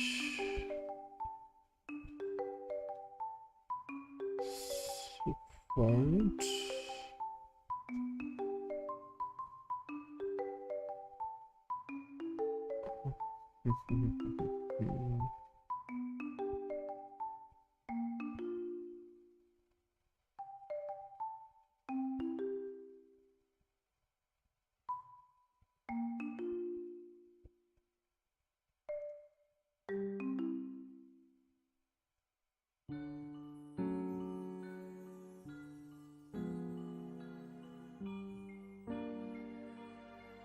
Perfekt.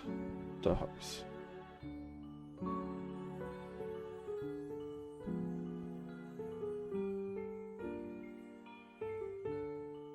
So.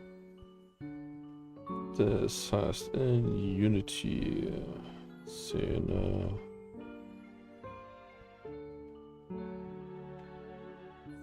Gut. Scene. Globals.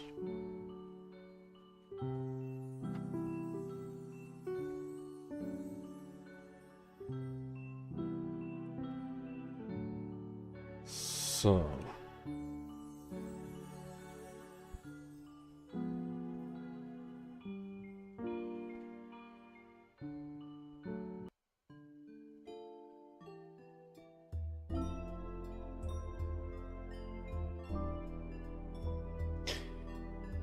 Ach ja. So, we add that one to the top, to the bottom. We remove those. We remove that. We add.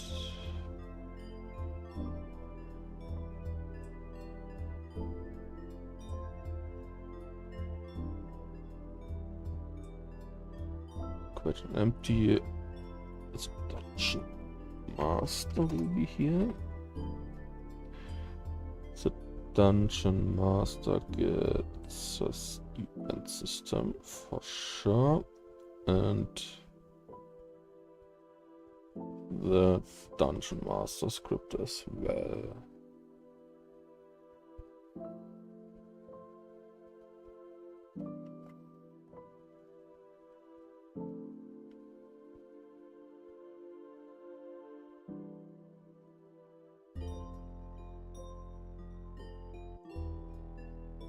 Alright, next part.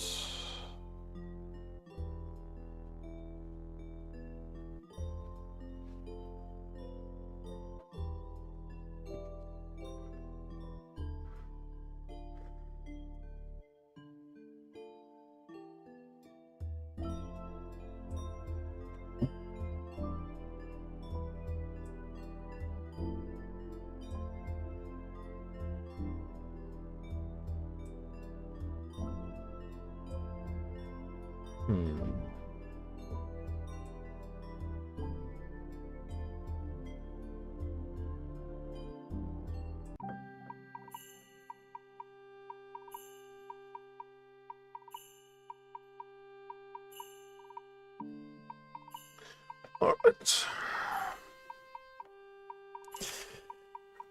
Let's see.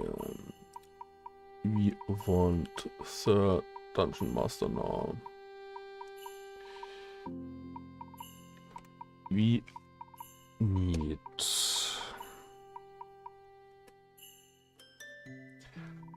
private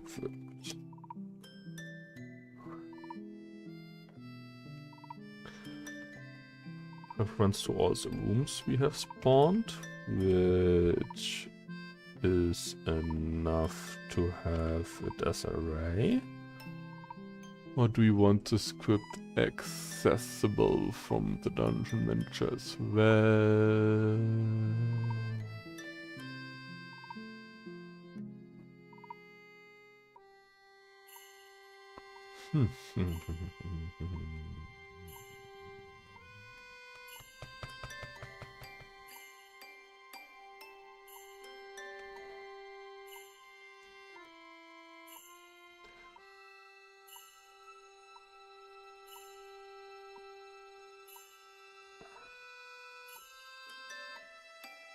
When the room gets created, I need this reference to the room from the done. Or will I mean the rooms get generated and the dungeon master should have nothing else to do with that.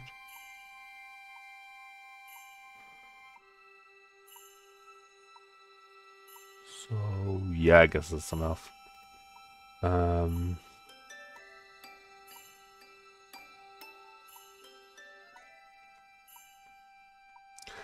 Let's add another array, which is... Oh, for this one we need a dictionary. Do we? No, we don't need it. We need an array of objects. This one is completely silly because I do an array of that rooms, which is the scripts.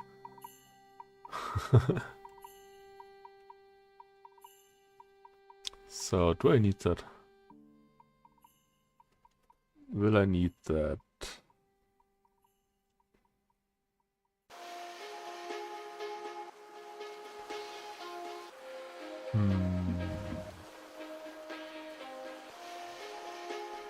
No, I don't think so. If I have access to the rooms itself,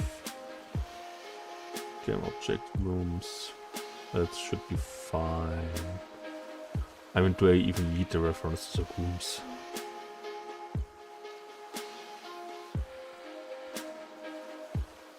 Technically speaking, no. I don't need to track the rooms, do I?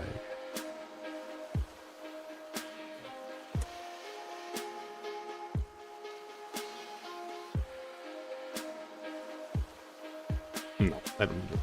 But I need a reference to the entities, which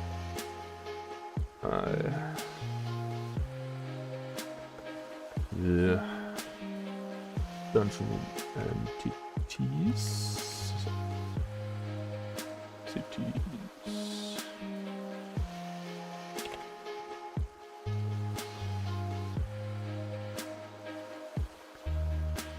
Which I want to swap. Let's swap all entities. I don't need to track all entities. I just want to track following entities. That's very important. All entities are relevant that can manage the room, but the dungeon master should manage the following entities, and I want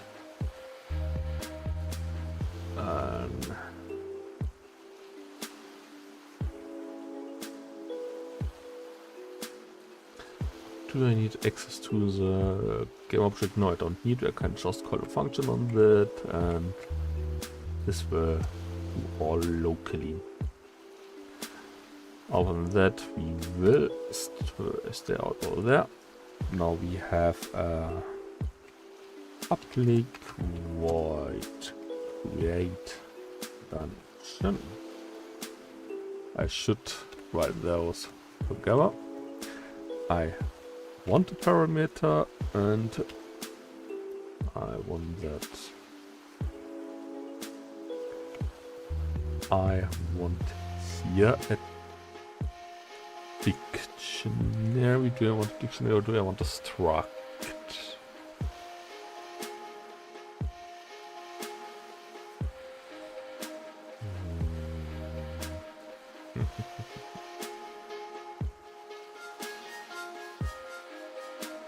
I want a struct. This means I will just for testing purposes now add a struct to the Dungeon Master. This means we go. Don't have it one here, we have it here.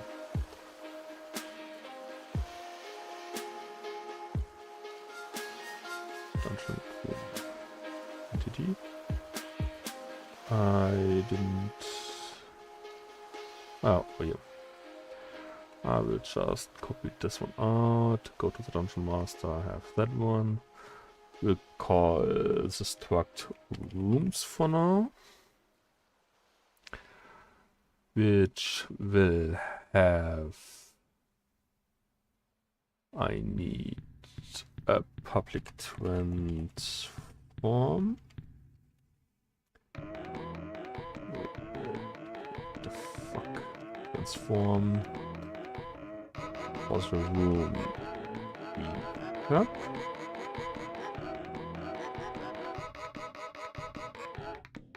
Do I even need more? I don't think so.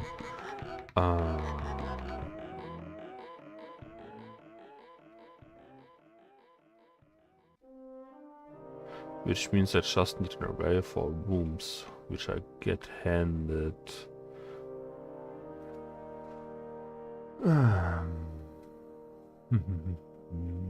Will this be enough?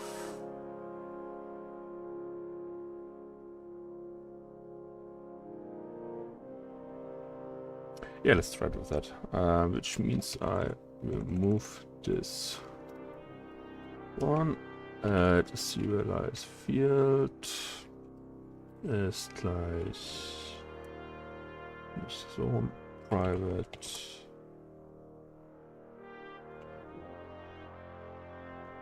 Transform as an array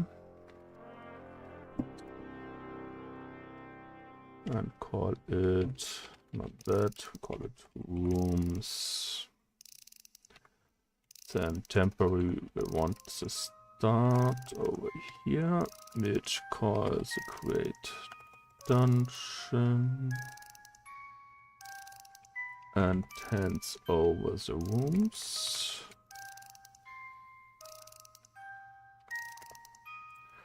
And we just want as well an oops, because everything else is saved in the room anyway. But I would need the reference to the class, which means I would need the struct.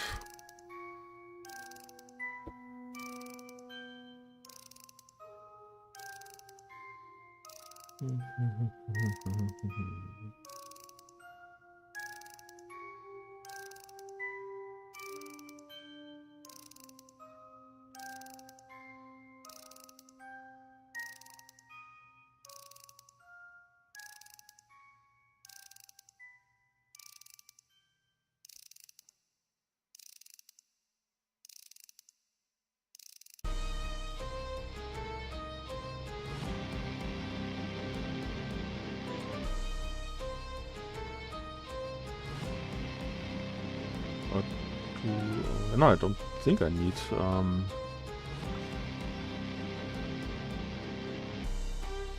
hard we need another function for sure for now, because we need the map itself. So I want It's a system quite not here.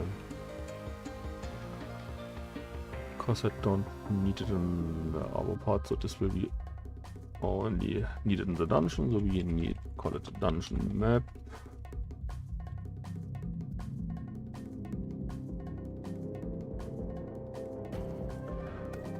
Alright, the dungeon map will be one part.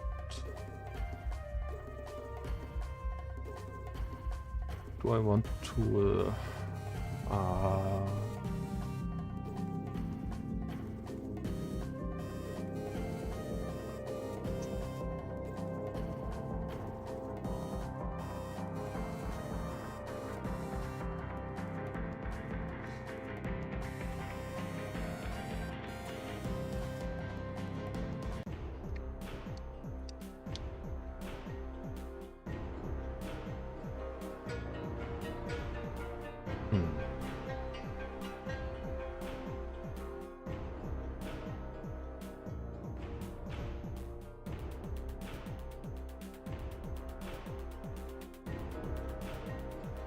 let's have a quick look. How did I exactly did it in here?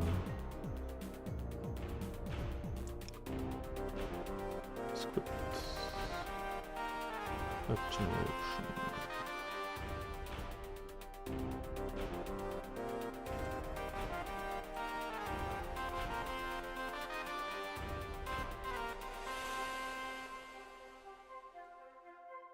Yeah, I don't think this was the right one. I added the chunks probably.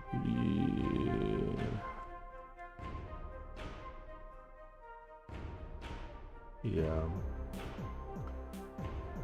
So.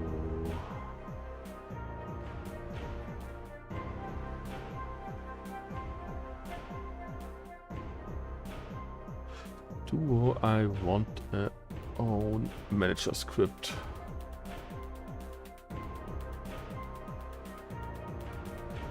For the rooms.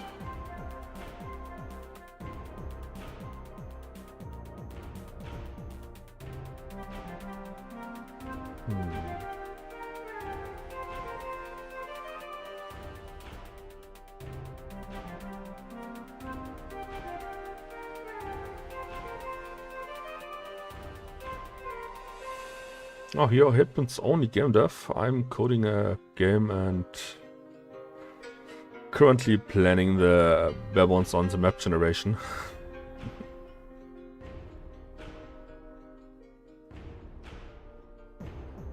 Yeah, the 100 sub count is very fluctuation. I have it sometimes and then it goes back to 99, so it's very funny that you say that.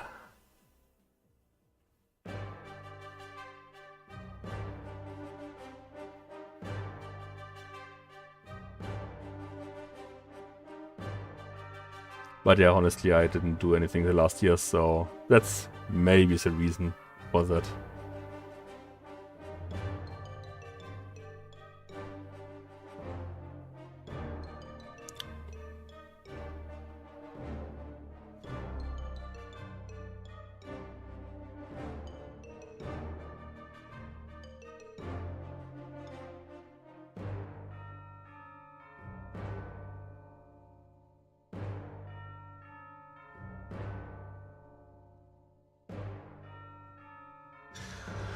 I don't think I need the map separately, because this is just a waste for now. I can add that to the Dungeon Master and add just over here.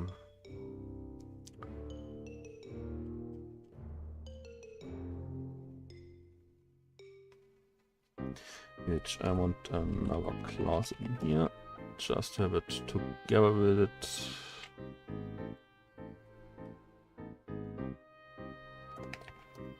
Which will be the dungeon code.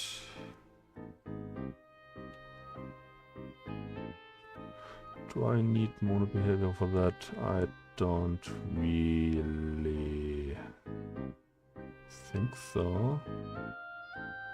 No, I don't need it. I just need the class itself.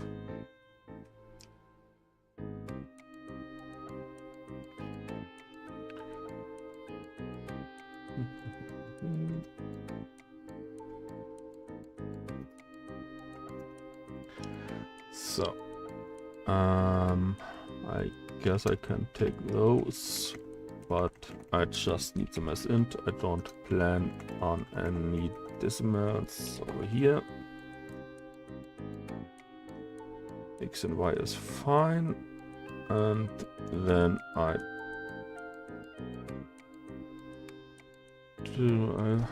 want them read only. So, and then we have public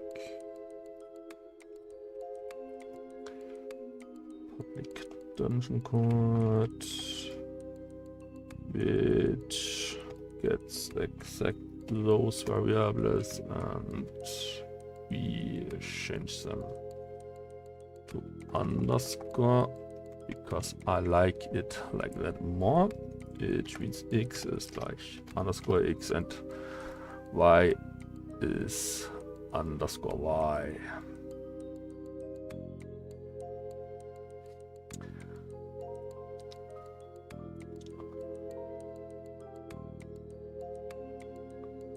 And now I think I should use a room manager for that, because all the spawning should happen in there.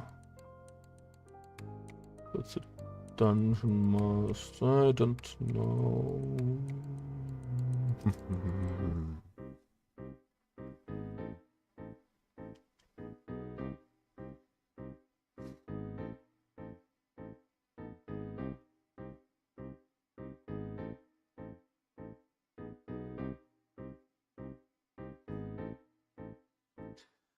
I need a reference to each room according to the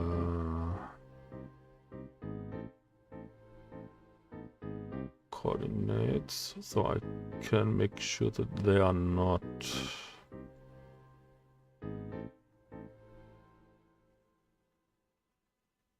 so I would actually swap this one from here to the room itself. Which is a bad idea, is it?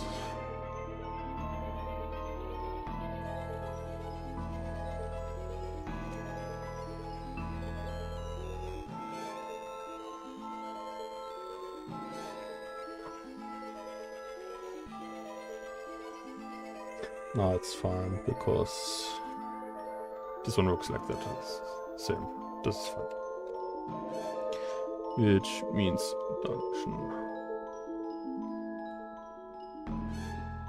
quad. Just room for that. Have it normal, and we need reference in the room for that.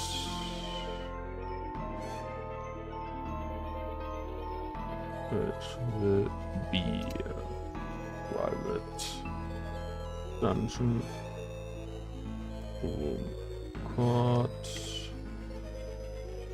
coordinates, so I can make sure that I don't have those already used, which means I need a reference to each room over here, and especially to the class itself, which should be an array,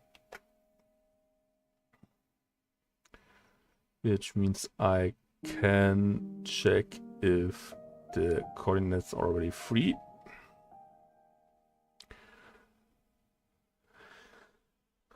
Now I need in this function an integer, or I get that from the stats.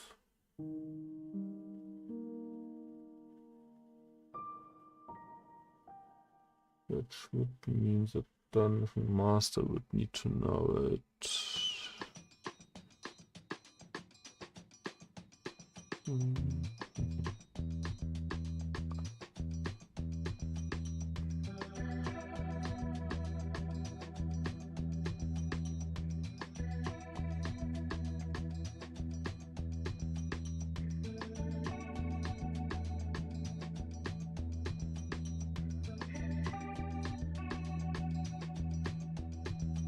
Well, for now I can hardcode it at least and test it later and change it later with it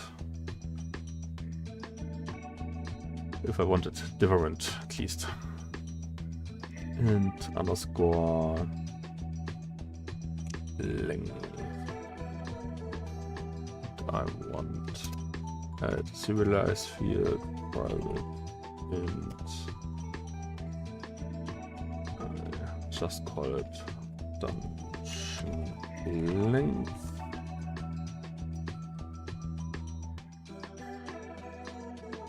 And I will hand it with the rooms together. So this is alright.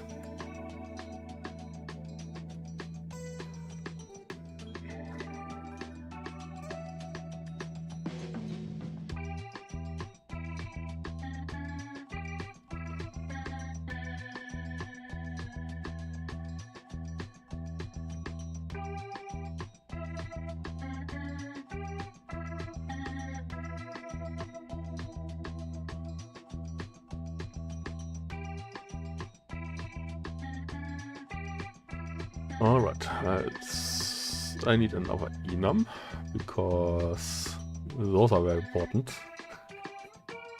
I see this will be a very, very big file if I'm finished.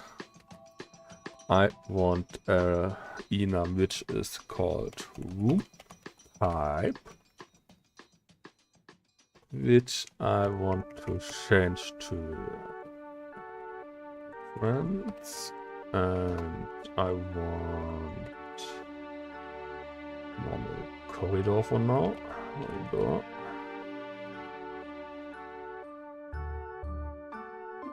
Which means I need in the dungeon room itself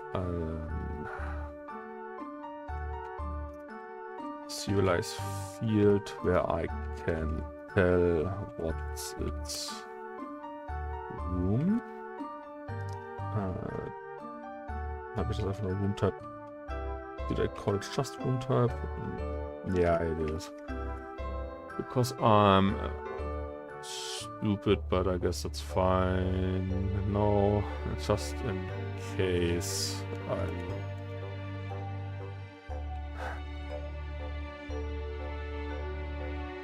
Oops, that wasn't planned. I can just call it Room Type. That's not really anything I don't want to use on the other side, so that's alright. So we have the room type in the room and the coordinates now.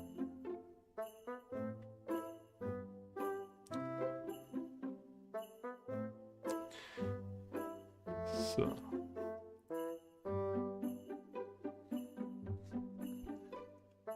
When I call this function, do I want to give it the entrance separately or should I search it out of the array?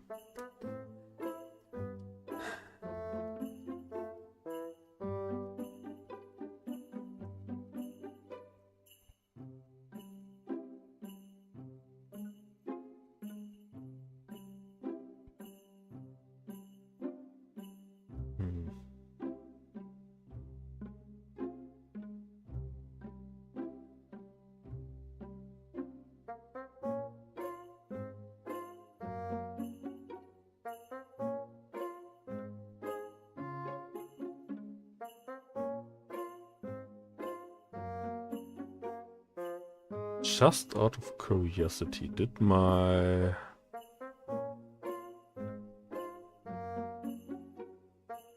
Oh no, alright. YouTube is forward.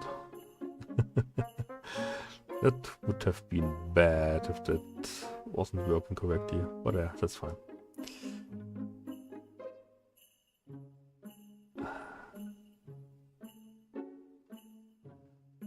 Let's see. I could hand the entrance separately, which means I want to do that as well. Which means I need another transformer here and call it the entrance. Which means I will just copy this one, remove the array from it, and call it entrance. Alright. And give that one in the function call as well.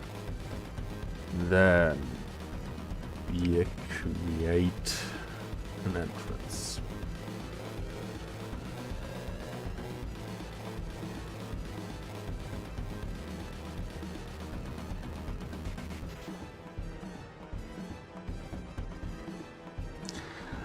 But how exactly did I do that on the other one?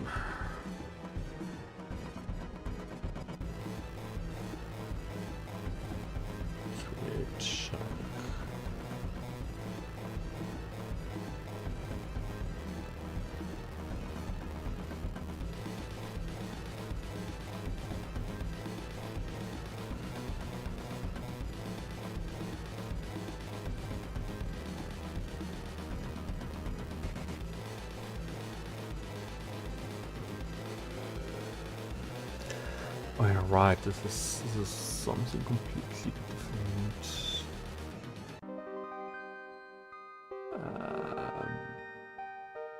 Then I need to look over here. So, start. We have create starting chunk over there. Create starting chunk function int xz.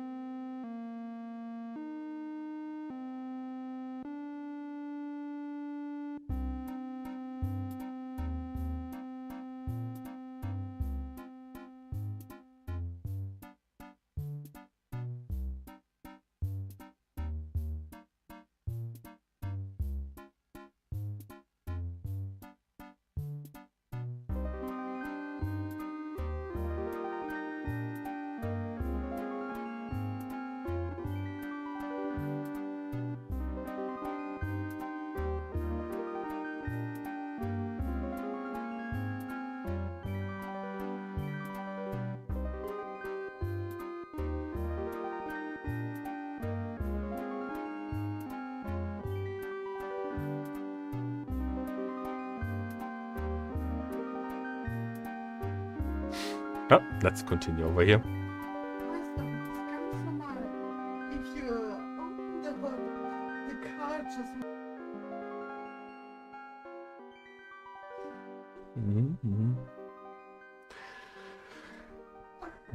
Right.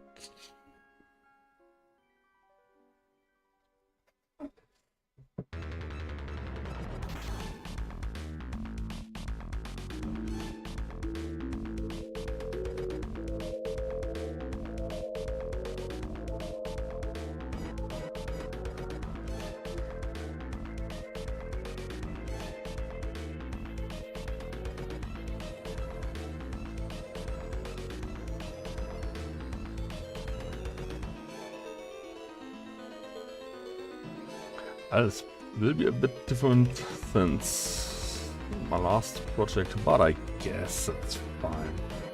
This should work completely. We start with the entrance.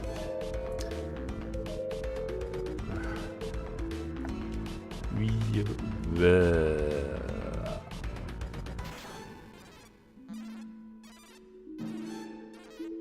thinking really hard, because that's very important.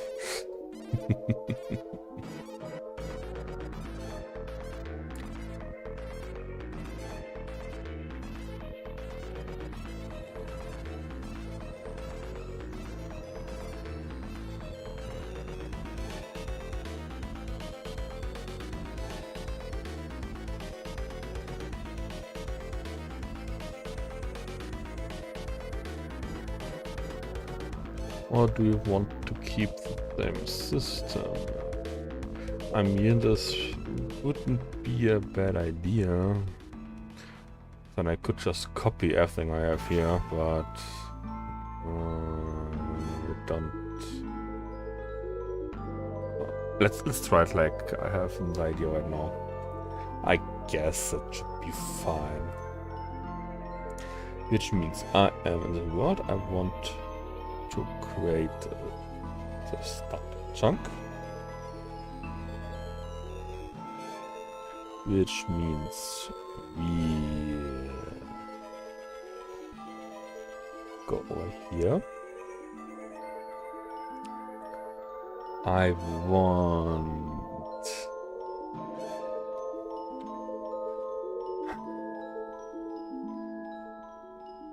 that's the important part. Come on.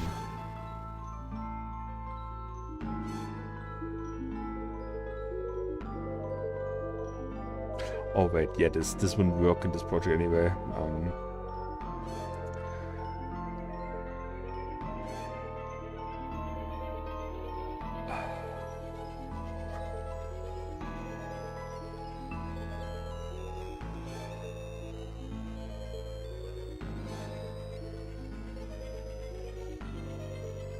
Yep, this wouldn't work here anyway.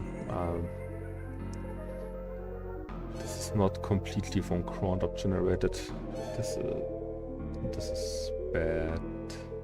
Which means I need I want, where is it? Secrets. I go to the enemies over there. Wave spawner. Then we go spawn wave. I want the enemy.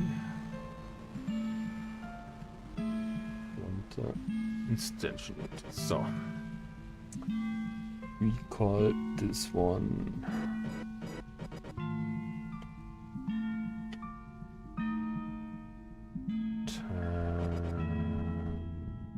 don't I need to... Oh yeah, all there. Alright. We go transform. No. Not like that. Also, do I need to transform?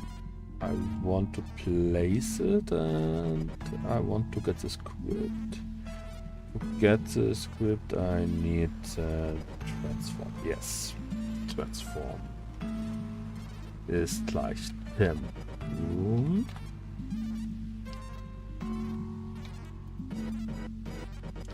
Then we I mean I can do that in one line because for now it's isn't really important, which means I instantiate the entrance. I want it like that. Yes. Where do I want? Do I just make my own system for the coordinates up and go from there? Nah, I shouldn't. Which means I need...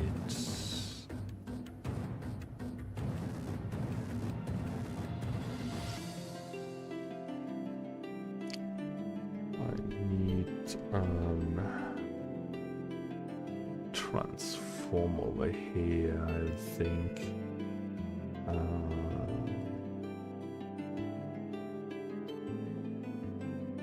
What do I exactly need? Not the parent. I want the position. Vector 3. Vector 3. which means I need a new vector 3, which will be completely zeroed on every axis. Then I need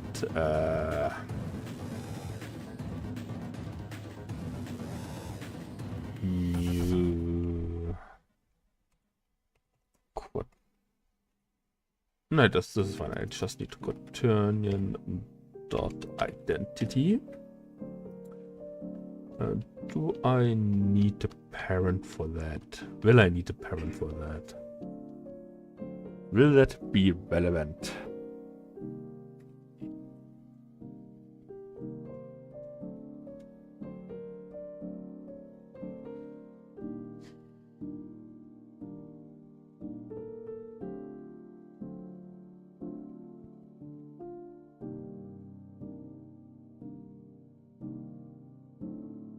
Not really. I guess this is completely fine if I don't add a parent. On the other hand, it would be interesting if it to which scene this will be added. So I may need a parent. Alright. Yeah. Then I need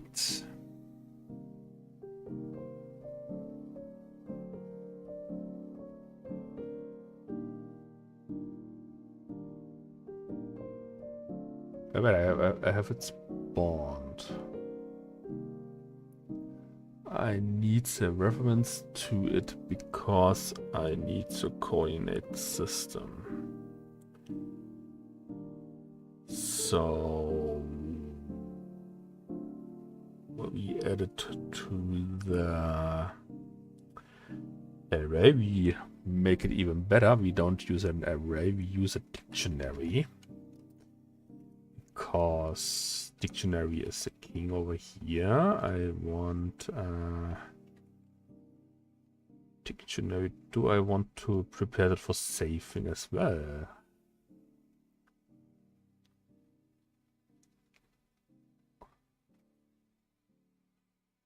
Not for now.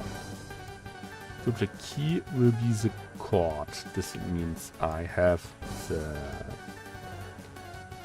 Dungeon room chord, and the value will be the dungeon, because I want to exit via the chord. Do I want it like that?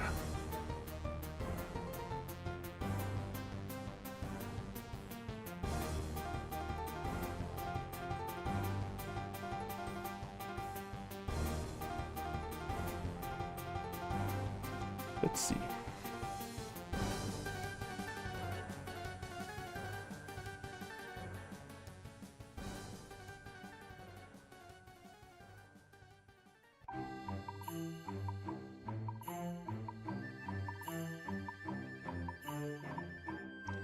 I guess that's fine, yeah.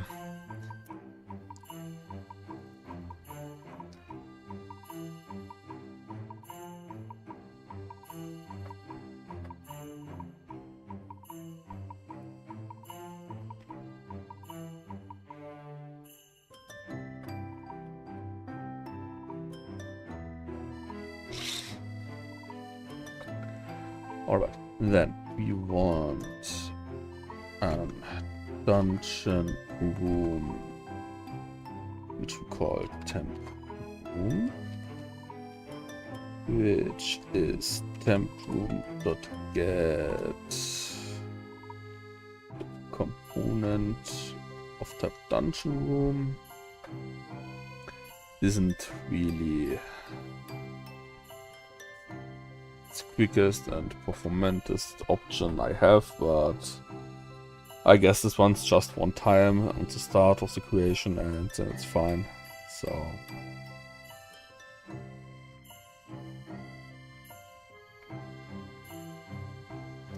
we have instantiated the room, which means we want now to call the function that the room makes all the other logic.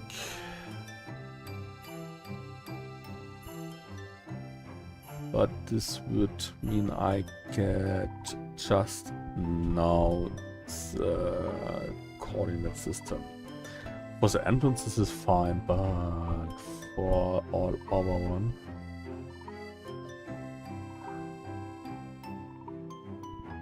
Hello world, how are you?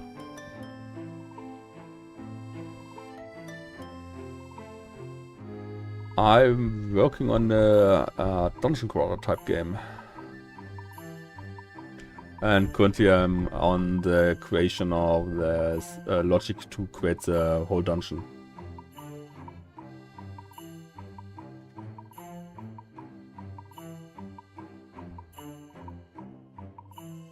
So yeah.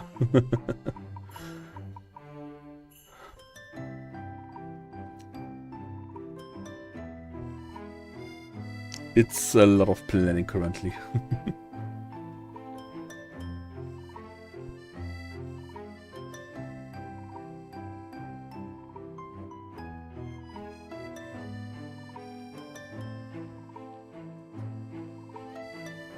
This means now, yeah, we need a public void, which means spawn room. I need, what do I need?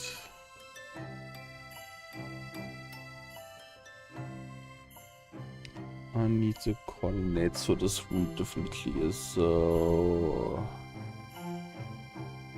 Well, it's not my dream game, but it's something I have for long in mind, and I think this could be a very cool game.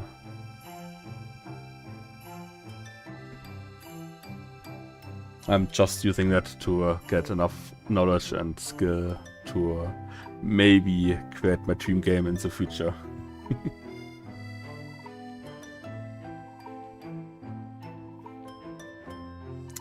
Well, I create not entire games, but prototypes for now 2.5 years.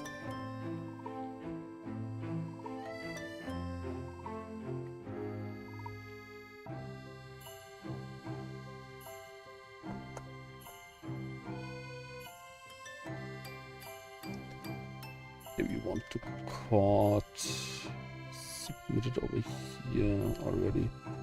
So Dungeon chord, which will be the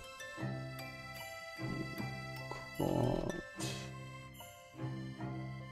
And other than that, I don't need any other parameters, I think. So we can get the chord over here, which means if we go to the Dungeon Master,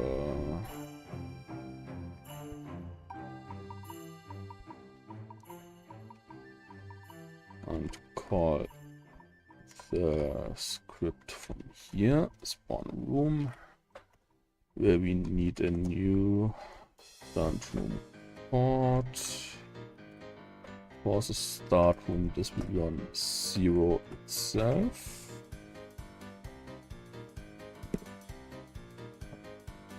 Which means we have the room initialized. I could fill the dictionary now with the created chord over there. Well, let's make it like that, so I can reuse it and just have to exit the property one time for each room. Temp room chord is like, and I take that one out of there, and I will provide it over there. Great. Now for the next part, I want to set the dictionary. I'm on the roll script, yes.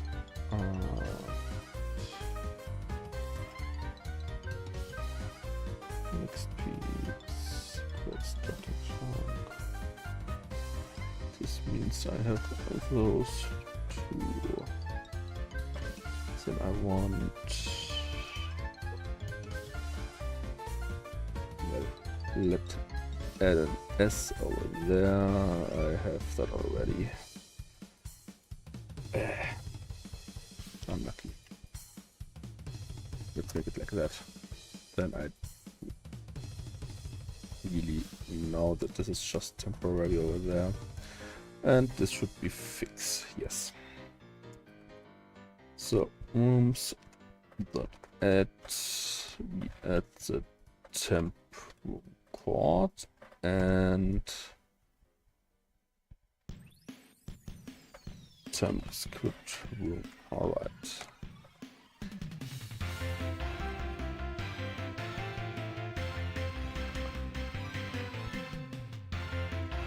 This is the first room, this is the entrance, so from here on out I want for each loop room in rooms. Do I reuse it somewhere? No, I don't.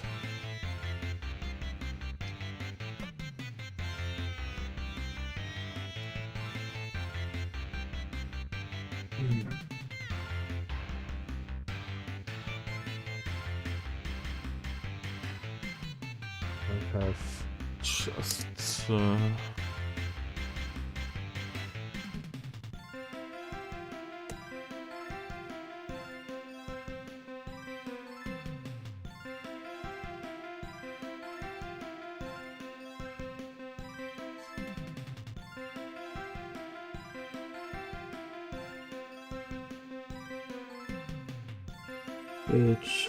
this one I have to instantiate the room. On the loading, it wouldn't matter where instantiated.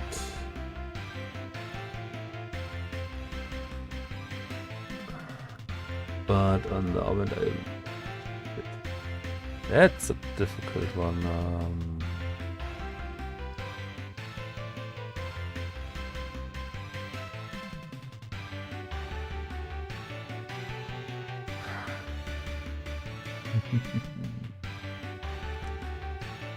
Can I? Let's say I have to try that maybe. I need a struct, no for sure.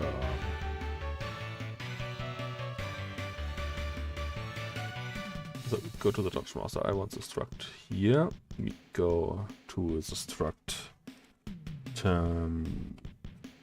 rooms. Please, not like that. We want a CLS field temp rooms. Like that. Over here I want to test, I want a public transform room and a public dungeon room, and let's make it up different. This is a room prep, and this is the room script. All right.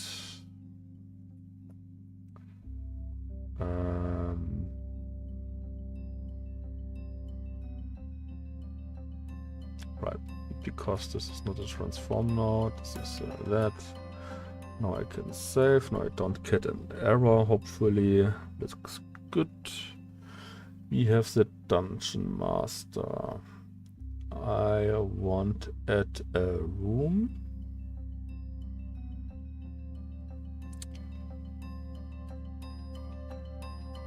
This room is over here. The floor left. Can I exit? I can access it. That's interesting.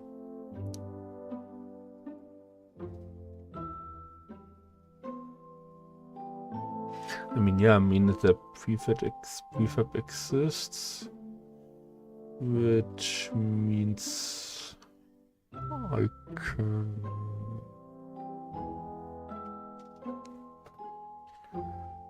What does the script hold now? I don't remember. I have the room spawner I need. Dungeon rooms. I need the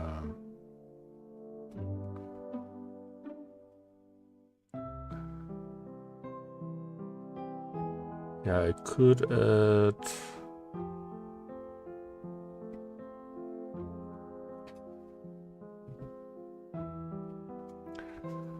we make a separate struct for that because I don't want to use the same spawn script for that.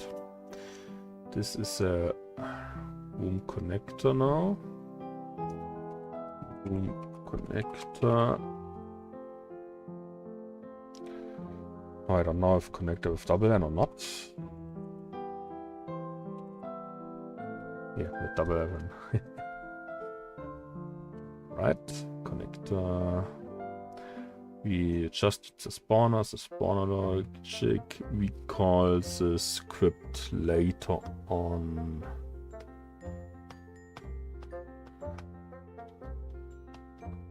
Have the room spawner. This, yeah, that's a faulty logic on dungeon room item spawner. Let's rename that over here too.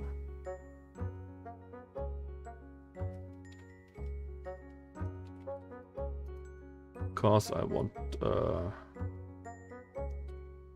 separate file.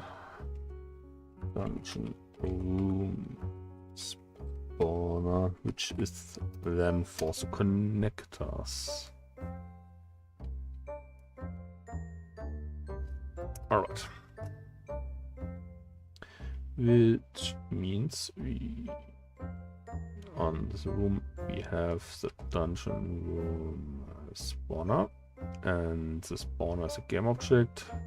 We'll just keep the naming the same.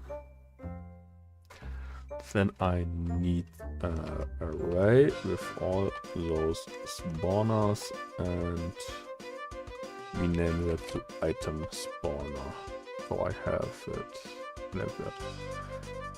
Great.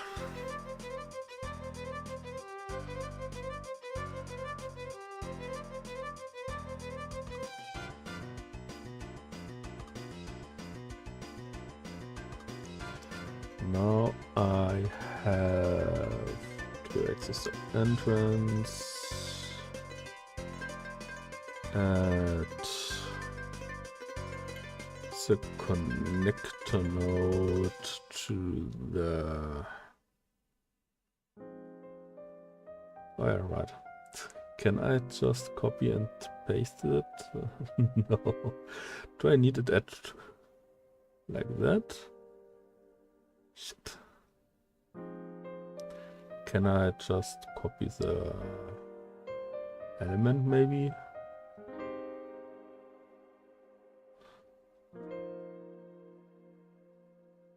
Oh yeah, because it's erased those. Yeah, but I can live with that. So do I want to change the code to the productive version? No, just I will keep for testing like that now. It those wall light nodes back in. and the item spawner is configured, and the wall connector node. We don't have spawner logic. Do I want this? Do we want the spawner logic in there?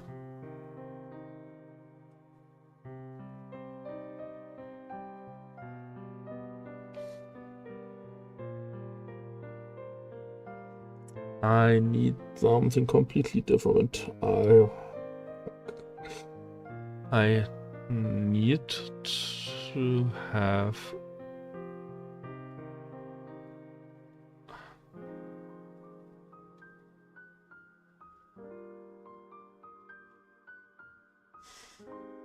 the direction in which this one has to face, but this should be unique to the facing of the room, so it has to be created at runtime.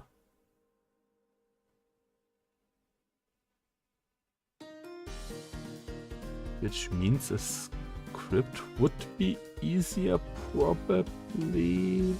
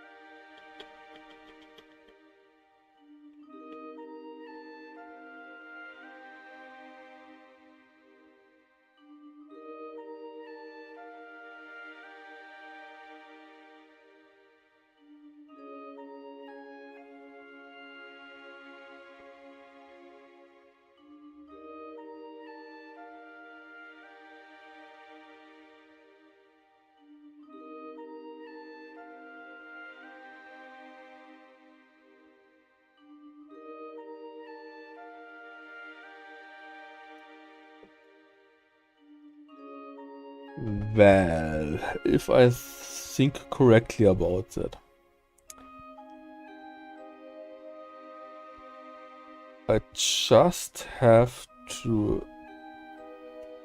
just to reference the direction, because after I don't instantiate it.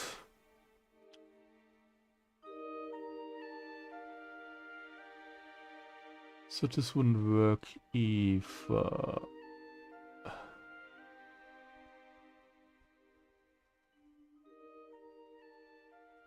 No, but why is oh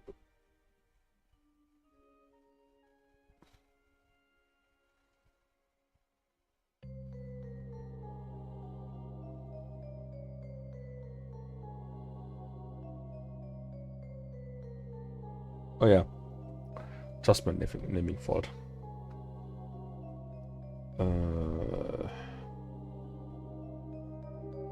Direction, and I will rename that to the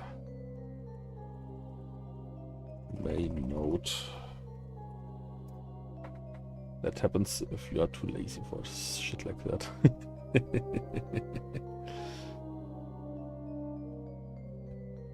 Do I have to...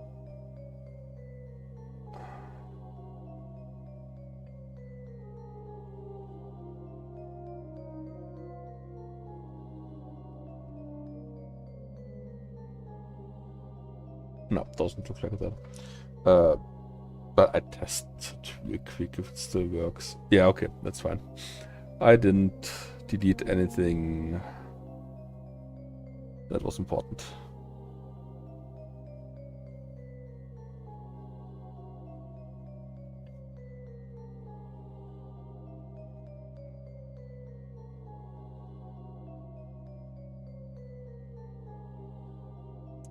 But on the other hand, I need the second object. This means I need the our game object, which is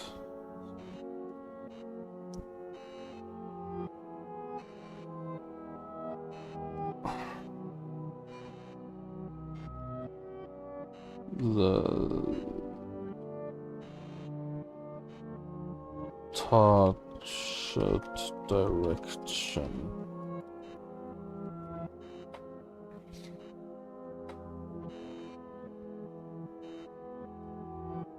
Similar this room itself, I have to add the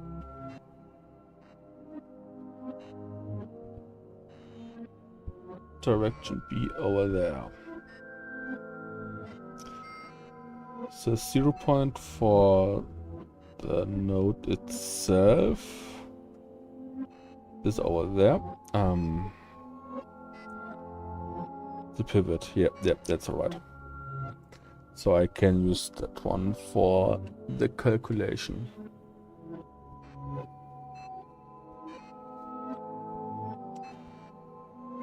Now I want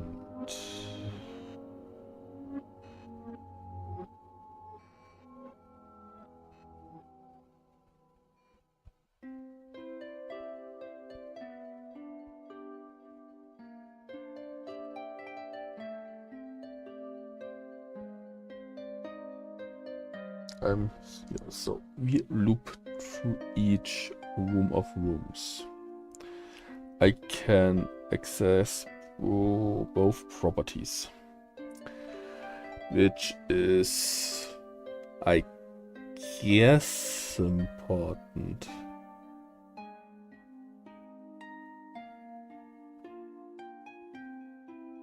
No, we don't make a for each loop. We make that's wrong.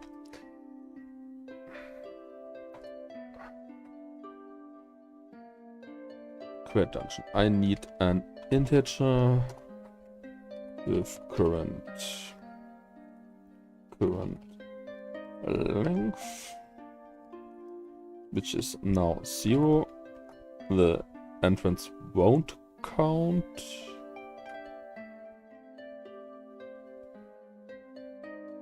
And so this is a room. It counts. On the other end, you need yeah, I say it counts. Now for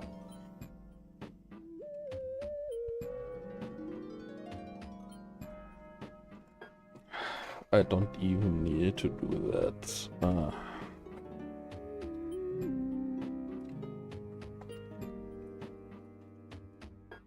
And I want I to be replaced with current length. Current length is smaller than length. Current length add 1. So we don't. Oh, if you don't count in the start room, then we can say it's smaller than length. So it won't be one less anyway.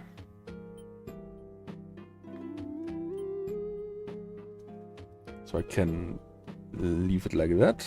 I have already my both brackets. So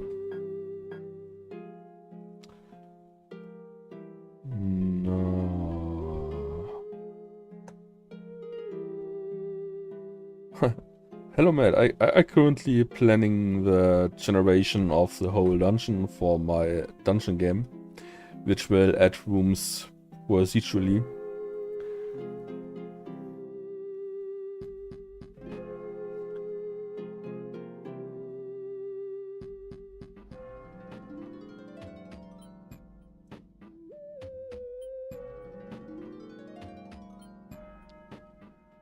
So let's see. Do I want a function which tests the rooms which could fit?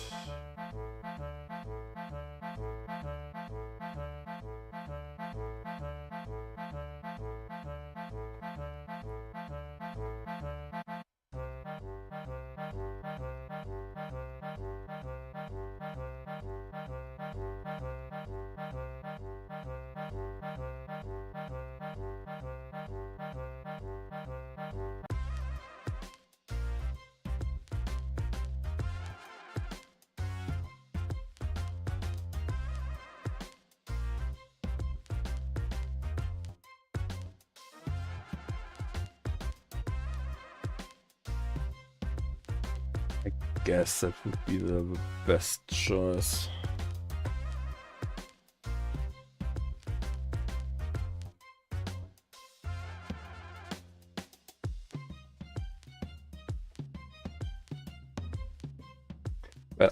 Yeah, I need a function anyway which checks it. So I have a private bool check room spawn. I want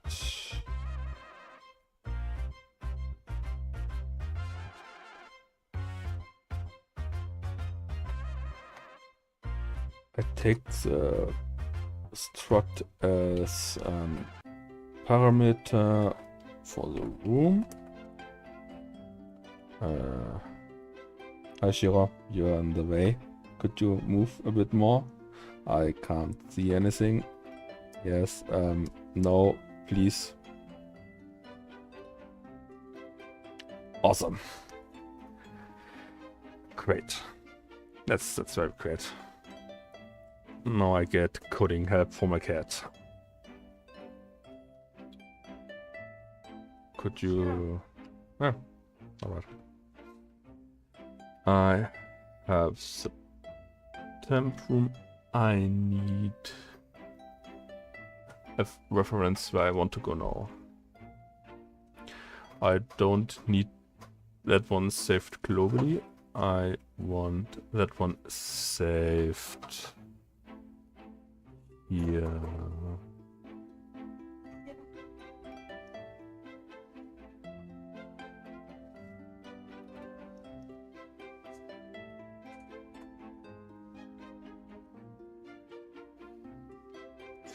Which means I have to get...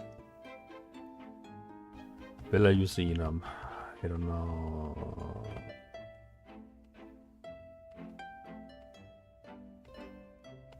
Yeah, I guess I use the enum.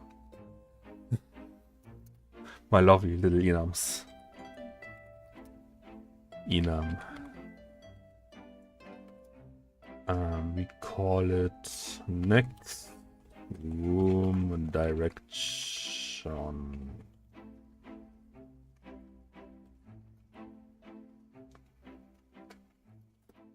Then we want up, down, left, and right.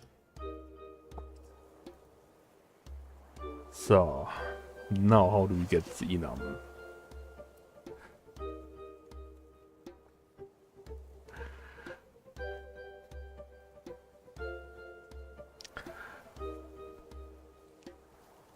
I guess I will just add another function over here, which returns the enum next room direction, which gets as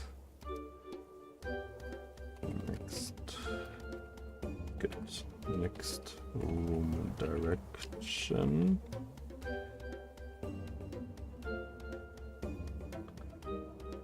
I use a function so I can reuse it easier for the for loop, because I will have to use it for each loop. Yeah, that's what I have to do. I need the dungeon room itself because it has a reference to the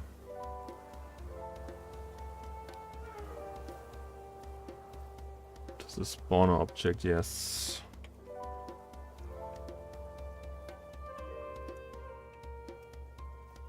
Which means I have... Yeah, they show errors because I don't have a return value right now. But I have to add something to the room connector. And that is a public bool, which is called connected.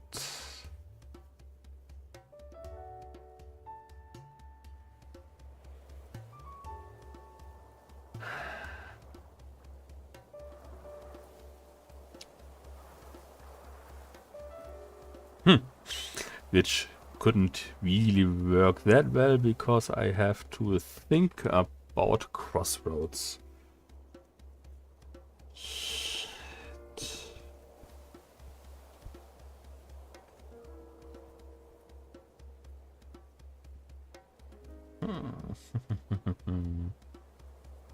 Why do I want crossroads?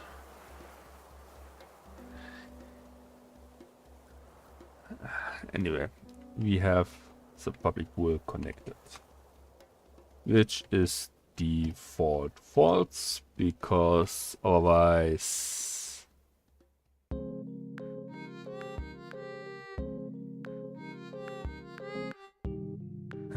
excuse me, can't I? Oh, alright. Yeah, that makes sense. So this one is fine.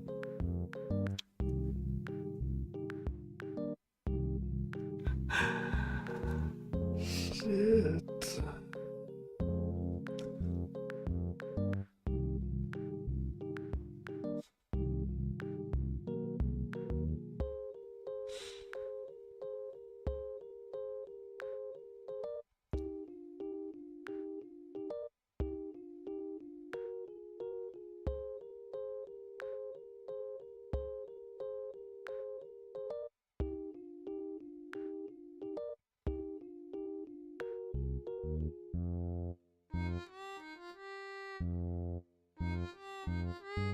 I want to track that via an integer. How many possible paths I have left. No, I can't because I need the reference to the other connector so I can keep going from there if the other path has ended.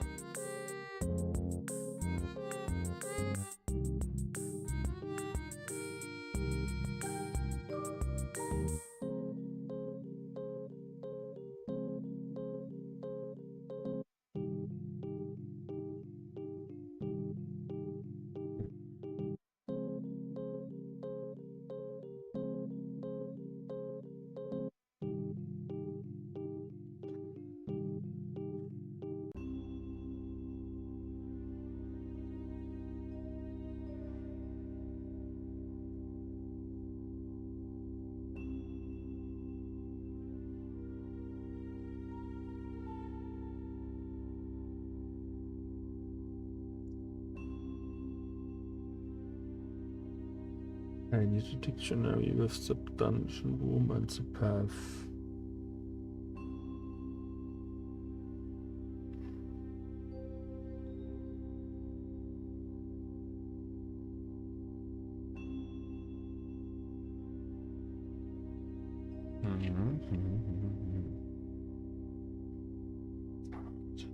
Dictionary. Place. Is it just as simple as I have in my mind right now? Yeah, it's as simple. Alright.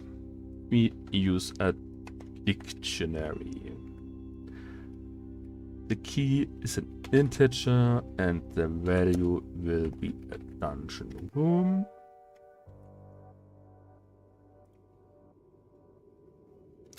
We call this one paths.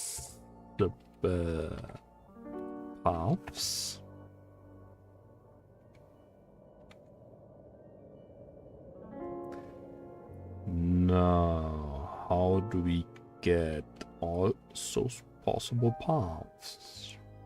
We write a function, because if we have multiple crossroads, this will be very important. private.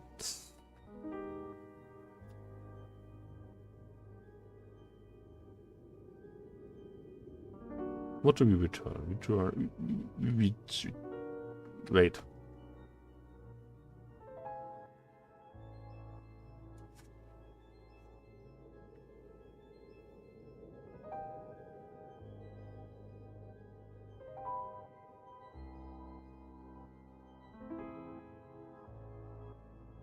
What do I return here? Well, yeah, an integer is what I return here. Anything else doesn't make really sense, does it?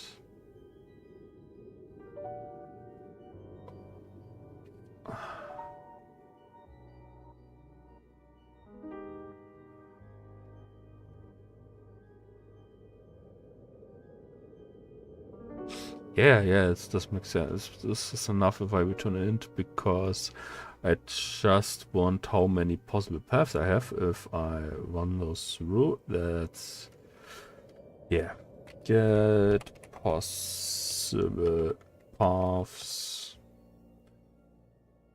in the context of the current room, because anything else doesn't make sense. I need a dungeon room as a parameter over here. I want the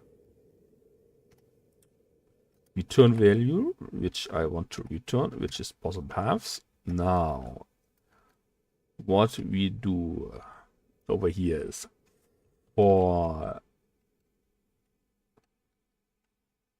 I could do a for each, yes, I could. This is an room connector.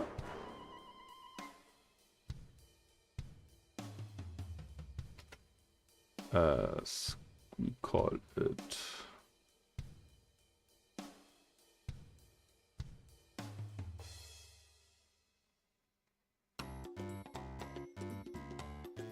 Oh yeah, that's right, because I can't.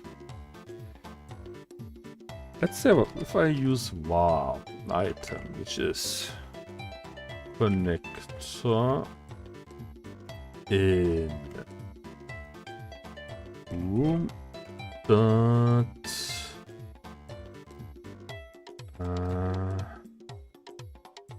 how did I call this again?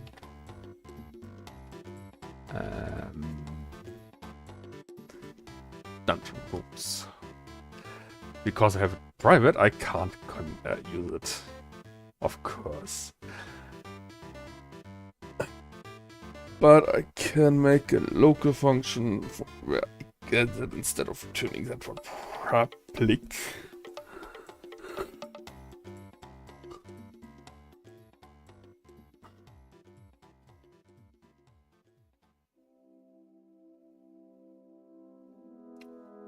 Which means I just do a natural getter for that.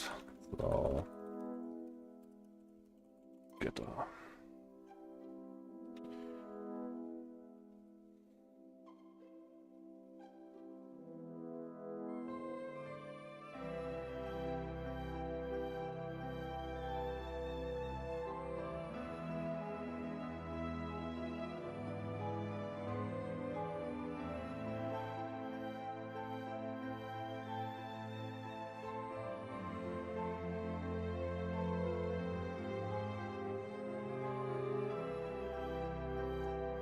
And I could make a getter for that on the other hand. Let's just call let's change this function where we change this what to the because it's technically a room logic, so but we needed a public now. Get possible paths, dungeon room. We don't need that anymore.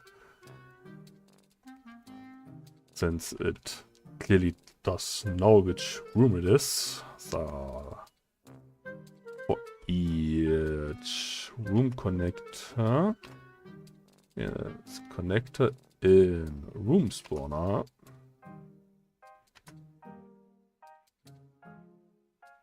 We do if connector.connected is false.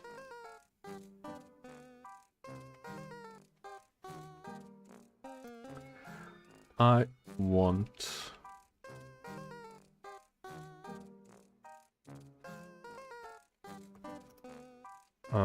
puzzle paths ++. That's right. This means it should be completely fine. I get the int return and yeah.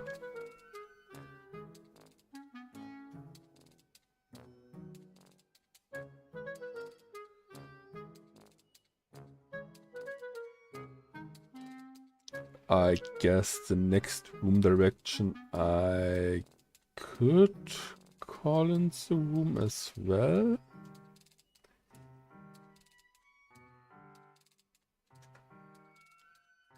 Because I have to access, yeah.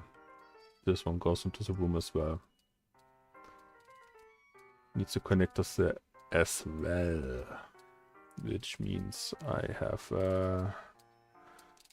next room direction, and we return direction. Because we will just, because it's not nullable and he says, is understand. Yeah, whatever. We don't need it now. Well, we need it, but yeah. For first, we need the puzzle paths, which means for make a second for loop in this place. I and length is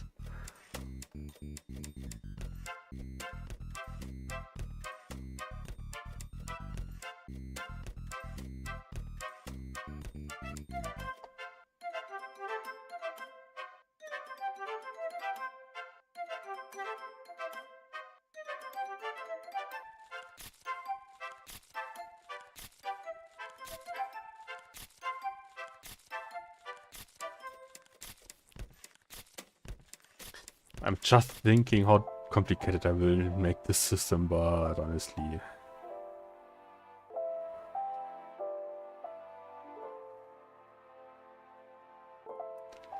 let's make it like that.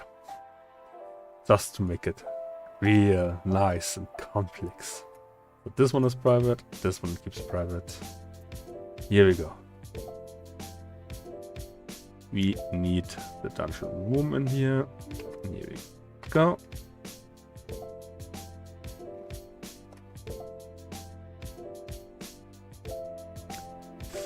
We can cut all of that. Return Andarein.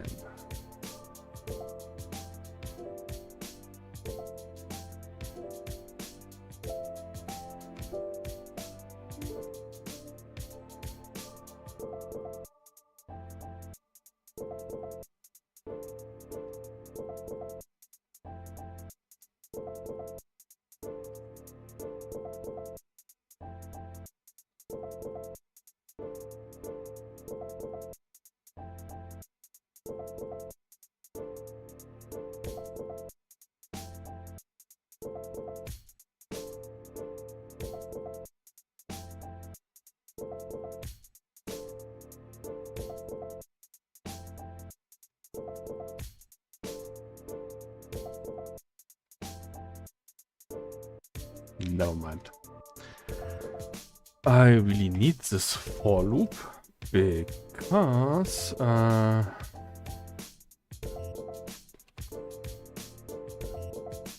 temp script room dot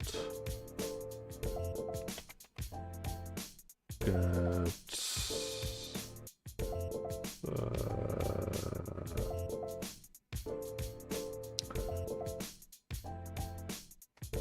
possible paths. That was it. Alright. And without any parameters, because it itself knows which one is it. Then we have possible paths dot edge.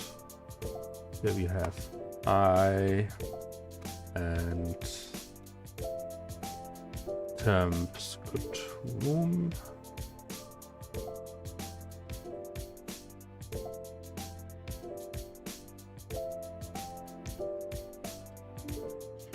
Really, I have to assign. All right.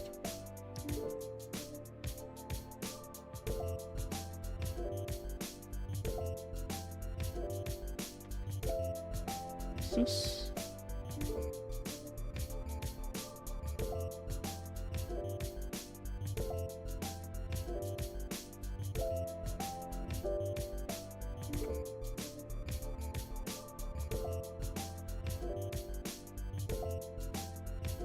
I nearly forgot. I have to add that to each dictionary I want to use.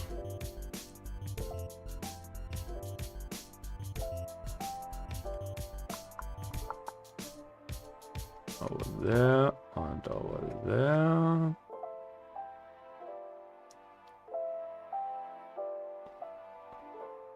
Those don't need dictionaries, so I guess that's fine again. Alright. I have to loop through that because if I have multiples, yeah, I can't really change that, which means I have a for and a for loop, which isn't great, but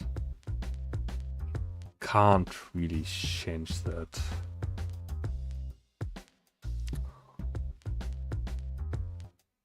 On the other hand, I could hand in the dictionary and modify the dictionary in the other function and return it to this one, but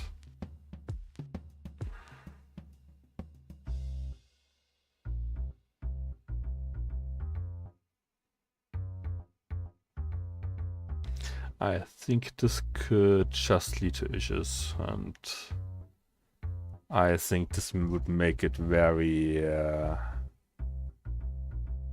very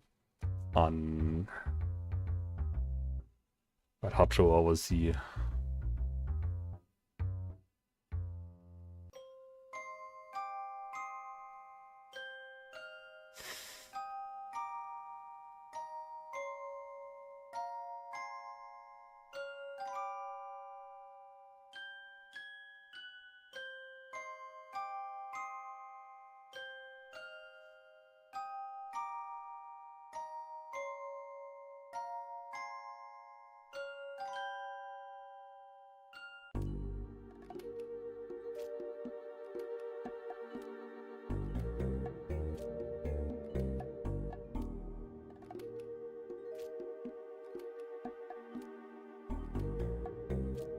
Yeah. I guess that's fine. I need a bit, but still I need a better logic for that, because I want to make crossroads, and for that I have a very special mechanic in mind.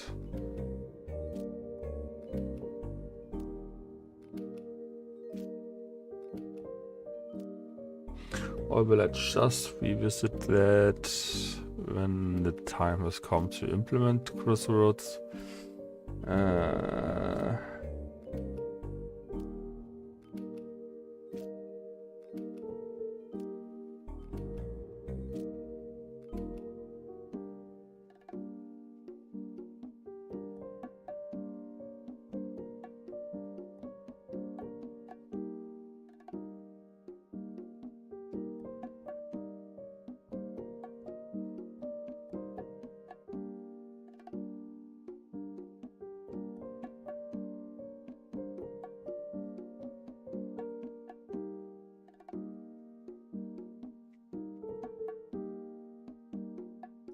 Yeah, but I just have to change the function for that door, honestly. That's... Okay, it's far simpler than I have really moment. We have a private int, dungeon length, dungeon paths. I guess it's okay, yeah. Haven't used it anywhere? No. I mean, all of this shit is temporary, so... I have here... Let's make this a bit more sensical. We have the two... We have the rooms, we have the transform of the entrance.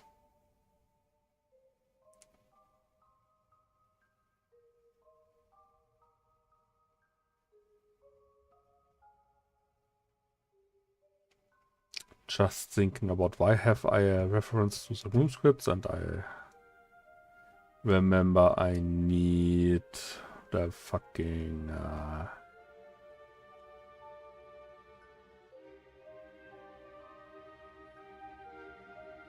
yeah, I need the chords so I can check if they are connected or not. Well, if they have a free room.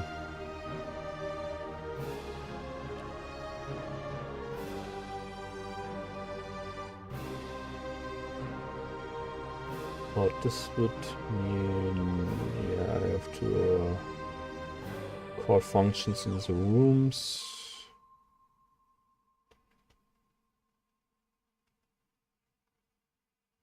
Yeah, I guess that would be fine.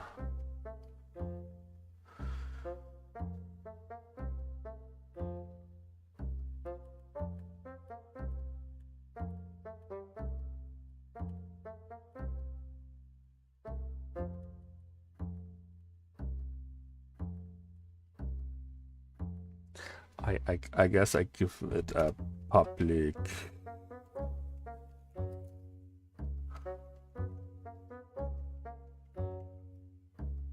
int idea. And now when do I need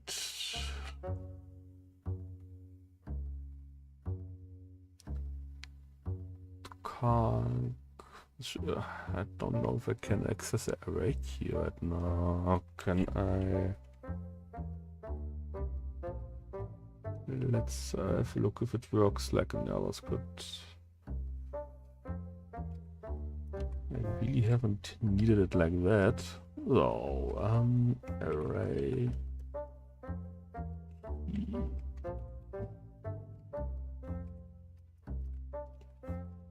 Here from for each.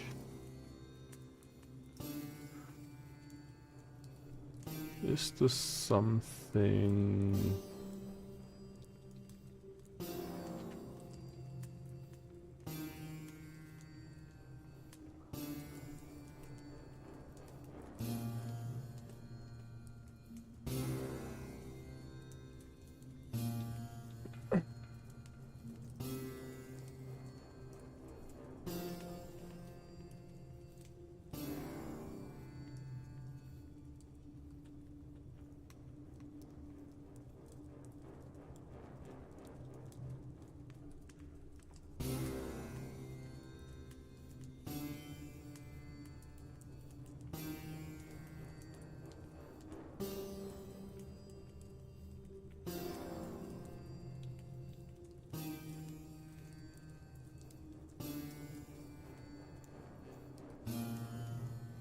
I guess I will.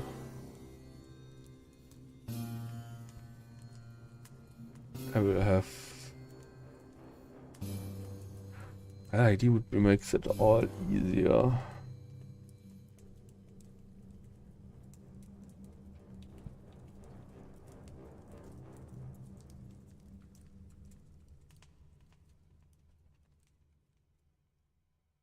Alright.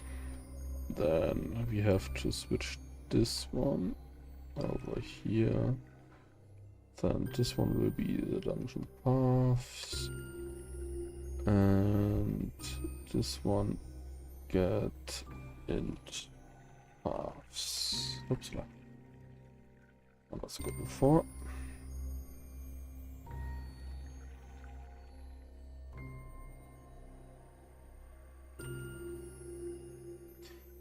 Which means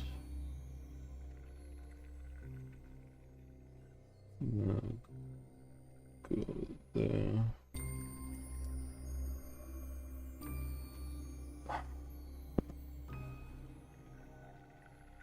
Yeah, I guess I can give her ID. So for now, it will be transmit to the function different anyway. So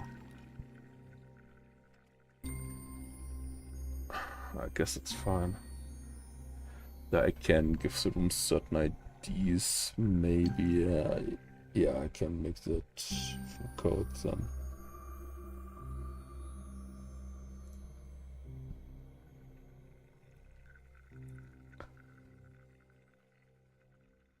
Yeah, very easily. That's okay. So, we have the possible paths. We have that. I need... When do I need the next path?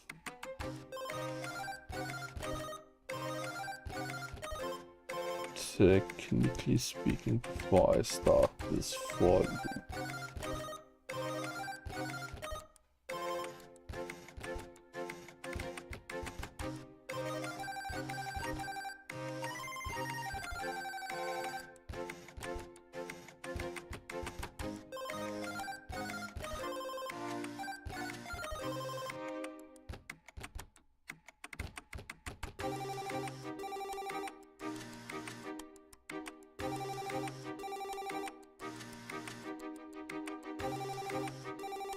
Yeah, well, technically I could say I get the direction after the entrance from here. After that, it needs to be in the for loop. So, since the entrance will only have one possible path, what do I default to one?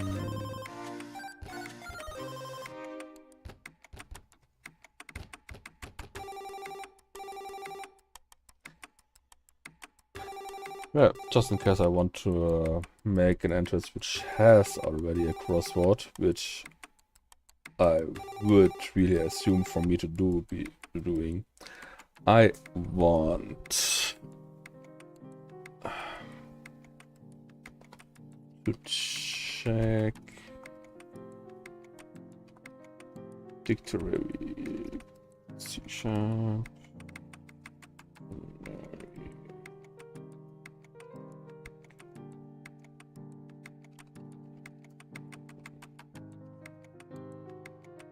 God, okay. So this means I want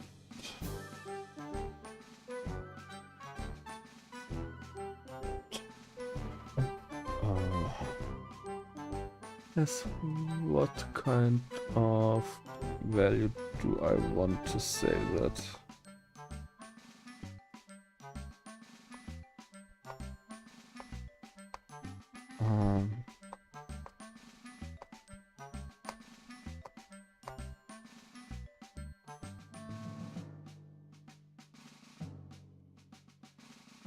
The next direction is up, which would mean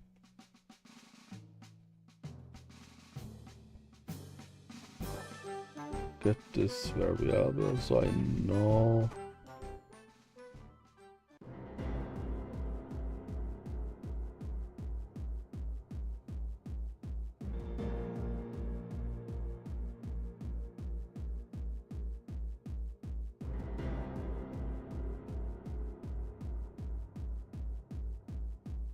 on the other hand, we also have a second dictionary which also saves and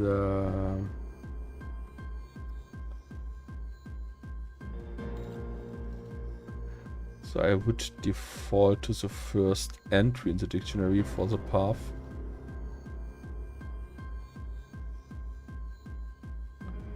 Which means it wouldn't be random which of those two connectors will be used for the whole dungeon.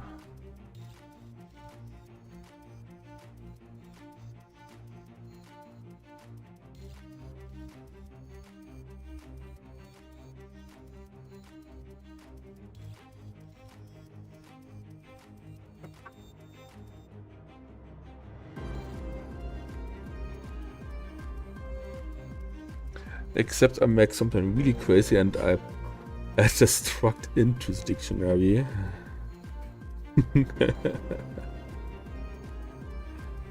Which would... on the other hand, I can use a class for that.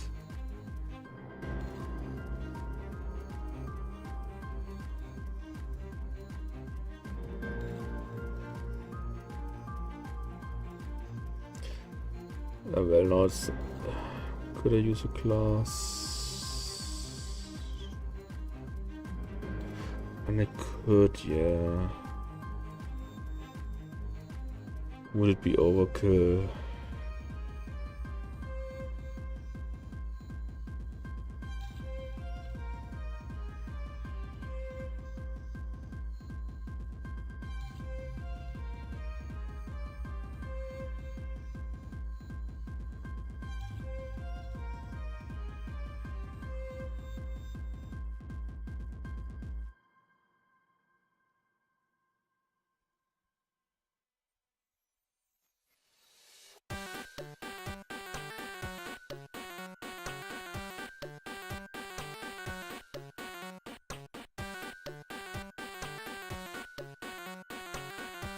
I would have technically a class which saves the reference to the other class and the direction. I could also use this in the struct.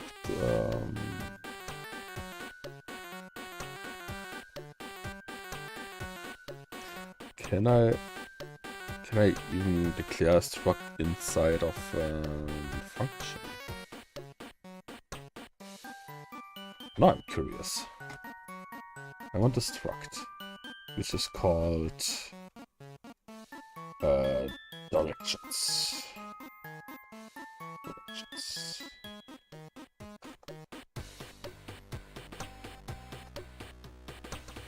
It looks like no.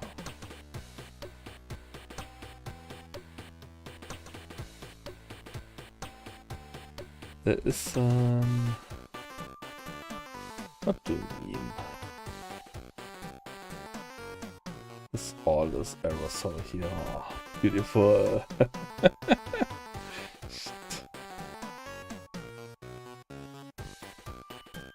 That is, yeah, because it's in the function, so I have to create this struct over here, which means I can't just make another class for that.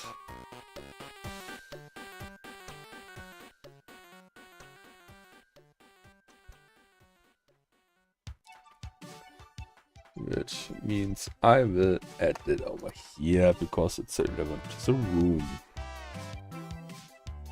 It's a public class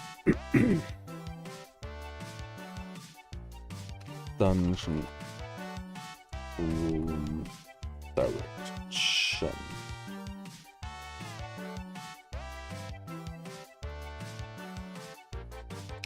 We have a prime.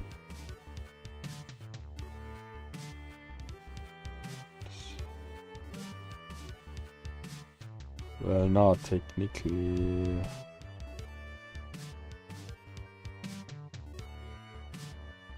yeah, I still can can I access? This is the wrong one. This is the wrong one. Didn't from that one. GitHub. Is this? Oh, is this the wrong one?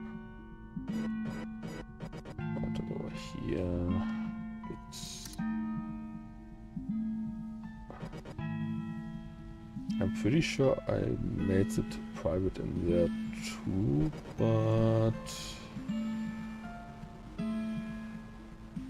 just to be sure.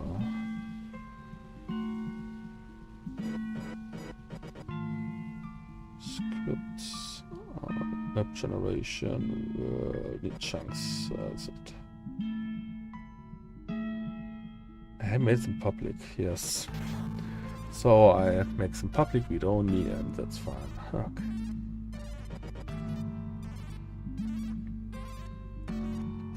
Like that, read only, because I don't want them to be changed. That's very important.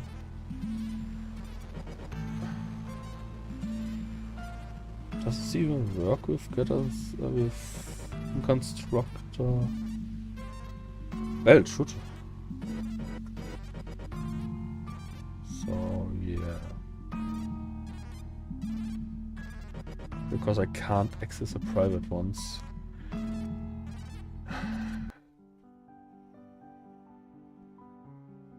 Yeah, I guess I just make those public. I really need to have make public, so I need this one public, read only.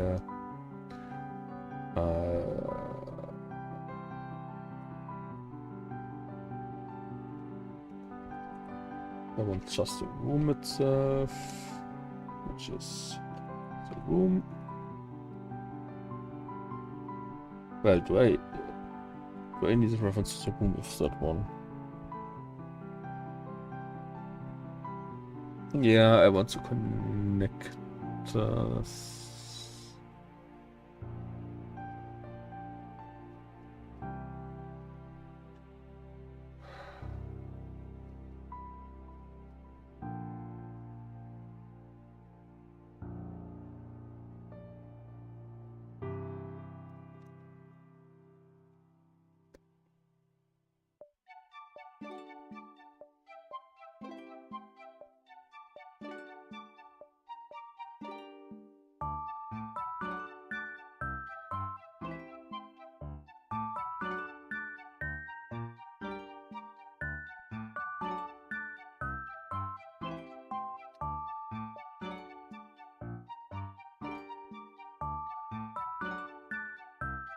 Ich habe die Temp-Code.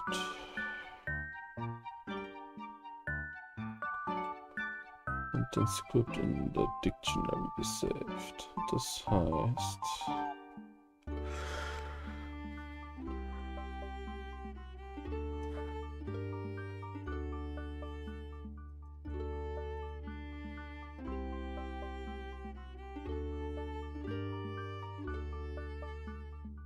Yeah, well, I guess I will stop it for here and make my meta power. I will use generation of the rooms and what I have to keep in mind when I do that. So I wish you a good night or a nice day, depending on which time zone you are watching, and till the next time.